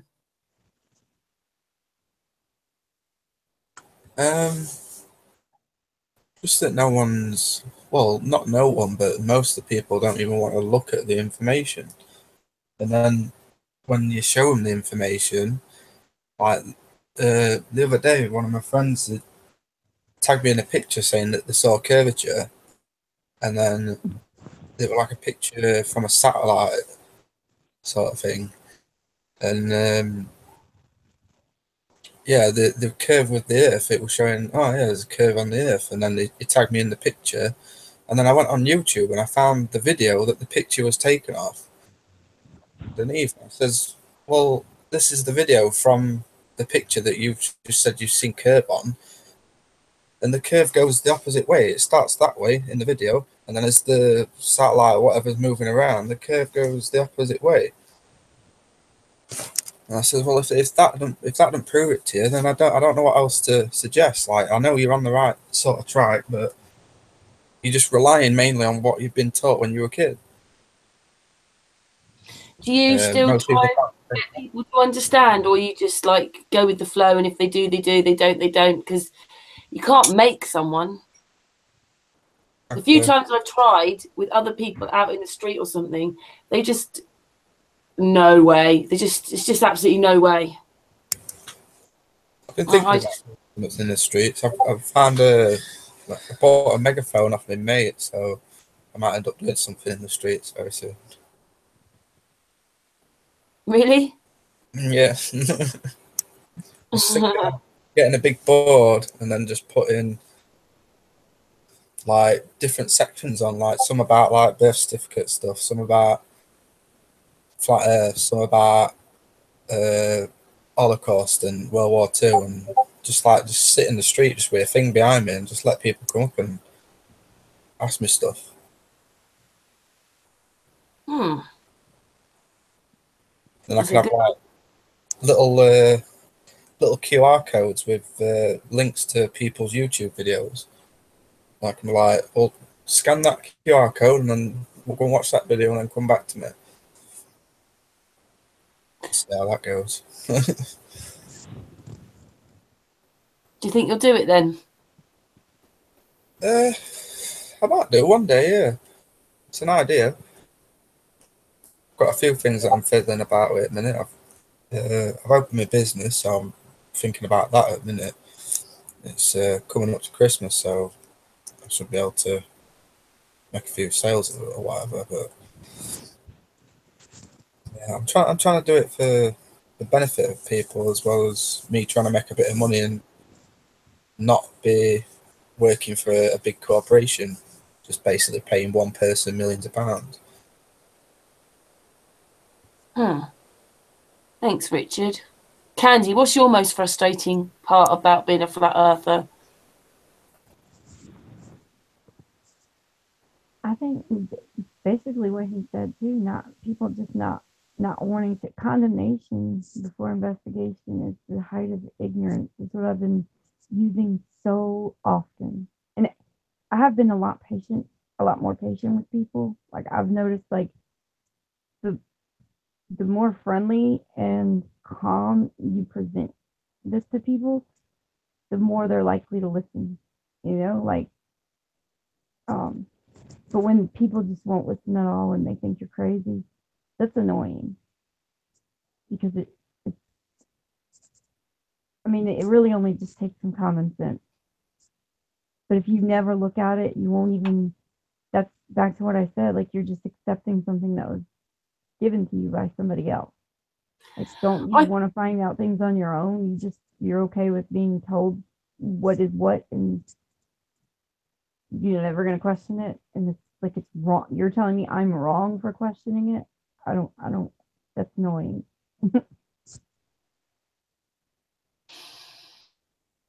Yeah, it's a little bit frustrating, you know, with your family if they sort of trust you on so many levels, and then when you say it's flat, they don't trust you on that one. Well, no, I always find that really weird. No, my family, they don't. No conspiracies. No. They don't even understand why I didn't vote for Trump. Like, why didn't you vote? Why don't you vote? Why do you think politics are? I'm like, you guys. I really hope you wake up one day, but they just don't. They don't even want to hear it. They think I belong in a nut house. They're so brainwashed. My mom watches Jerry Springer every day. That's the kind of family I have. Well, I probably did quite like all those things, but now I've realised that watching it, all you're watching is heartache, upset, drama, betrayal, crying, affairs. And that's all you're watching, really, arguing. People. My mom was, I went to my mom's house today and they were watching TV. I had to go sit in the kitchen. There was another damn TV on in the kitchen. I had to shut it off. I'm like, I can't believe you people are watching this. Like, what is wrong with you? I was so aggravated. I just wanted to go home. Yeah, I have to say that I don't watch television really anymore. I did put it on today because I was ironing, but it goes in one. I think I was on the phone most of the time, so I didn't watch the telly anyway. But I just don't. You were watching like Maury Povich or whatever, and his eyes, I don't know, they got annoyed with me because all I kept saying is, oh my God, look at his pupils. Why are his pupils like that? They're not even round. They look like they were slanted. And so I kept talking about his pupils, and I was like, I just can't even do this. Like, I can't even watch this. I went in another room. Toxicode says in the chat room, No TV for me. Mm-mm. It's much better when you turn the television off. Mm-hmm. They're doing something through the television as well. They've got to be, because, well, nothing's true on there. The news is a lie. It's all about drama. Every other advert's got cancer or something horrible on it. It's just, yeah, it's much, but you feel much better. Do you watch any telly, Richard? I watch Not anymore. three shows. That's like, it. only like funny cartoons, Family Guy and American Dad. And you start to see stuff in Family Guy and American Dad that, yeah, they basically they were like 1 week. It were about a month after I started looking at Flat Earth, and then I started just watching Family Guy at night, which I normally do anyway. And I started noticing like there were like a week or 2 week span where they kept repeating the same episodes, but all the episodes had some sort of like correlation with Flat Earth. Like it were a medieval, one of the a medieval episode where Peter like becomes a knight and is fighting this Black Knight or whatever, and they were like there's like a drill sergeant at the beginning, like it's like a training thing. You go in and you become a knight for a day or whatever, and it's like the idea. The idea of a geocentric universe gets you excited, doesn't it? And it's like, yes, sir. I just noticed like that. And I don't know, I'd left the TV on and came up, and yeah, the new logo and everything. If you go and watch, Karen, if you can find it, new episodes of You've Been Framed. There's literally, it's just a flat Earth with a thing like a dome going over with the sun and the moon and everything. And like the Earth, like green, and then like brown dirt underneath. Just, like some things on telly, they know, they do know, and they're just basically hiding it in plain sight. Well, again, I hardly, like I say, watch television because I don't. But I turned the television on the other week, and just there was Coronation Street, and like almost immediately. One of the people, Coronation Street, Candi, is a really big soap opera here in England. He suddenly went, well, you'll be saying that the Earth isn't flat. Huh. Yeah, that was Kurt. I shared that on my Facebook page. Yeah. Like, this is a really big soap opera, and that was mentioned on there. But I bet you loads of people didn't hear it because that's what we're in, is well, we just don't. I put this is just talking about subversion and stuff like that. It's from Richard D. Hall, who unfortunately is not a flat earther, but he likes looking into all the controversy and stuff like that. And he picked up this politician who was running to be Ed Miliband, who was running to be for Prime Minister of the UK. Not the last time, the time before. And he's being interviewed for something. And this newspaper reporter asked him 5 separate questions. And all he did was say exactly the same thing, but changing it around a bit. So he showed you on this video, he used the same words 5 times. The reporter had not noticed that he'd used the same words 5 times. And then it's a bit like he says, well, who's the puppet? Do you want a man like that ruling the country? He's the puppet, like who's ruling him? And yeah, obviously this man didn't become Prime Minister, but it's just like, how many people would have listened to that interview, not noticed that he repeated the same things 5 times? He just changed some of the words around. So he'll start off on parents, 1 sentence, schools the next. It was about teacher strikes. And he just switched the sentences around and said exactly the same thing. So the answer was like, none of these people are leaders, they're puppets. So just take me to your leader. I want to know who the leader is. And you just think, how many people would have watched that and not notice him say it? So we obviously are not really listening to what they're saying. But they must say enough trigger words that we do hear. And that's what's happening in the television. I think there must be these trigger words that even if you're not hearing it subconsciously going in, I don't know. Anyways, it's better really not to watch the television. But like Flat Earth, it's like they were taught, we're taught in school to laugh at that. Well, artists like found learning about the Flat Earth Society in school.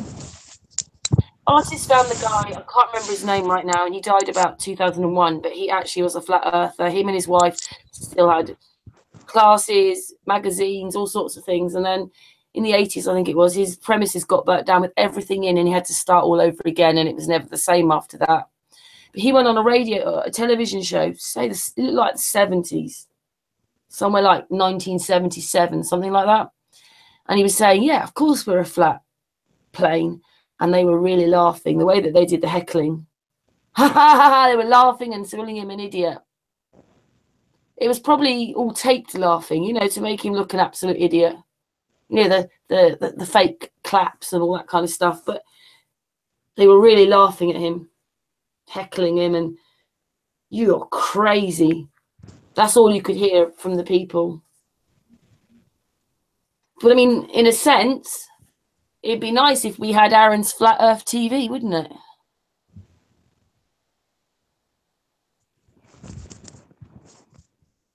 I'd really like that, but anything that's worth watching never even makes it to the television anyway. Yeah, I watch shows like Stranger Things. I just got done with season 2. Stuff like that. Stuff with a lot of subliminal stuff in it. Like, of course, I had to see Moana. I watched Geostorm.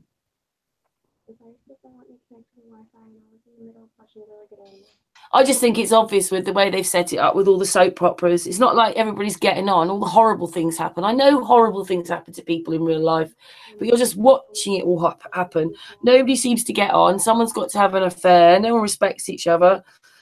I'm not saying occasionally I don't like watching it, because you can get lost in there and not worry about your own life. But really all you're watching is people arguing and fighting, and they don't care. And then comes the news, and that's pretty depressing. I think there should be 2 sets of news. They could put all the horrible stuff on one news, and then they could have another news about maybe some of the positive things that might be happening around the place we live. Yeah, everybody's muted now. We've kind of been going... I'm sorry, my daughter was talking to me. Hang on, I'll be right back. It's okay. We've kind of been going for 3 hours. Yeah, it's nearly getting on for 1 o'clock in the morning here. I don't know how long Richard wants to stay on. I don't know if Yudit's there. Yudit's 2 hours ahead of us, and she might have gone to sleep. But Yudit will be watching this all again tomorrow. I'm not sure if she's there. I'm here. I'm sorry. Well, we can talk for a little bit longer, maybe another 15 minutes or something, if that's okay with you. Yeah, okay, And just then give me like 2 seconds, because my daughter's talking to me about something. I'll be right back.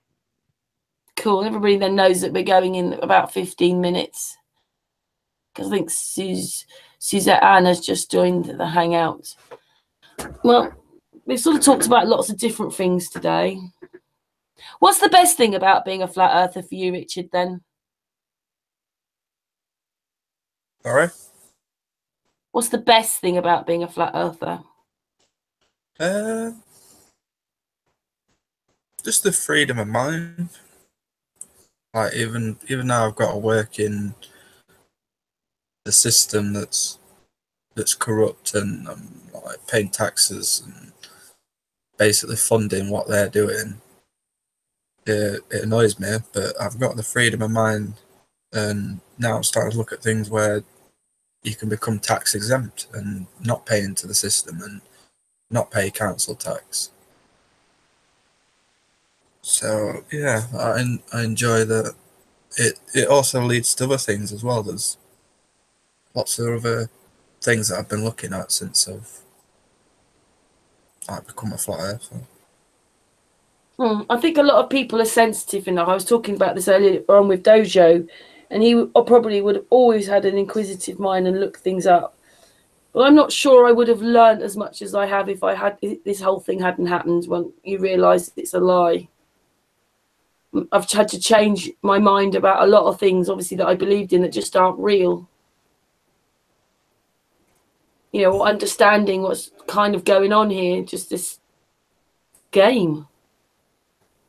I don't know how they stand out when they're having these meetings and these politicians. It's a bit like, why are they bothering? Why not just do what they're going to do? Because they're doing it anyway. Yeah. Just do it then. Do it. Why they have to,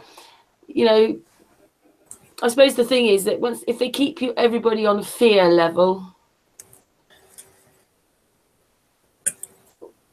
if they've got you on fear level, then they're always keeping you tagged along one way or another.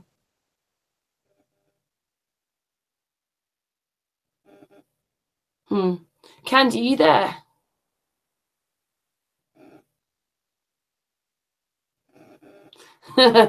All the panels muted and they've left me all on my own. So Richard, what are you going to be looking into next then, or is it just a continuation of trying to sort this other stuff out you were talking about earlier on then? My goal is to be able to learn and become fluent in Japanese so that I don't need to have subtitles when I'm watching anime. Yeah, I'm sorry. I gotta go. I gotta check them. These kids got projects due and stuff. And it's Candi, big flat earth hugs, and thank you very much for coming on today. I mean, we're kind of winding down anyway now. Yeah. But thank you so much. It's 8 o'clock here. Lots of love and hugs. Bye, y'all. Bye, darling. And then there was 3, and there isn't really 3 because I think Yudit's gone to sleep. Oh. Well, as I say, we've been going now for 3 hours. It's probably about time we can end the hangout, really. But thank you so much to everybody in the chat room for listening. I'll just repeat that tomorrow it looks like we've got Iron Realm Media coming on, or somebody from Iron Realm Media. Then we've got Ty from Revival Magazine. And we've got Alan, Weedy the Doc. Yeah. He's into free energy. So maybe Richard will be back tomorrow because we've all met Weedy, haven't we? Yeah, yeah. We have. He's a really nice guy, isn't he? Yeah, he's very nice. Yeah. Well, I've met you a few times. Then on Wednesday, obviously, the day off. Then on Thursday, we've got Patricia Steer. And then on Friday, FPV's coming to show his model again. And Mark Sargent is coming on for that. And whoever else joins us on that panel. I'm still tired from my long hangout with Bro Sanchez. I didn't get any sleep Saturday night. And then I felt quite ill going to sleep yesterday, like morning, about 10 o'clock in the morning. And then I did sleep a few hours, and then I just felt quite ill the rest of the day, just because I'd completely not had any sleep. But what an amazing hangout. 10 hours. I was just like, it did go quite quickly. I know that's amazing to sound, but it did actually go quite quickly. Do you think you might be back tomorrow, Richard? Yeah, hopefully if I finish work in time, I can get back. Yeah, I'd like to talk to Alan for a bit. Yeah, I'm hoping that Alan will just say a few things and about free energy and what he's seen, and then Ty and Revival Magazine like it. We help each other, don't we? And yeah, Alan's amazing anyway with what he's the scalar waves, Earth's heartbeat. Yeah, and also that he's trying to get free energy going. He's using a bicycle at the moment, a bicycle that's got a little motor on it. But he was using crystals, but he found that there's a little bit of a problem, especially if you're using them and doing it inside your house. Loads of other avenues to make free energy. So, yeah. Anyway, big flat earth hugs to you, Richard, my darling. And Yudit, and to everybody in the chat room. And hopefully we'll see you tomorrow about 9 o'clock UK time. And thanks for being there and here. And yeah, lovely Richard. See you tomorrow. Bye everybody. Bye everybody.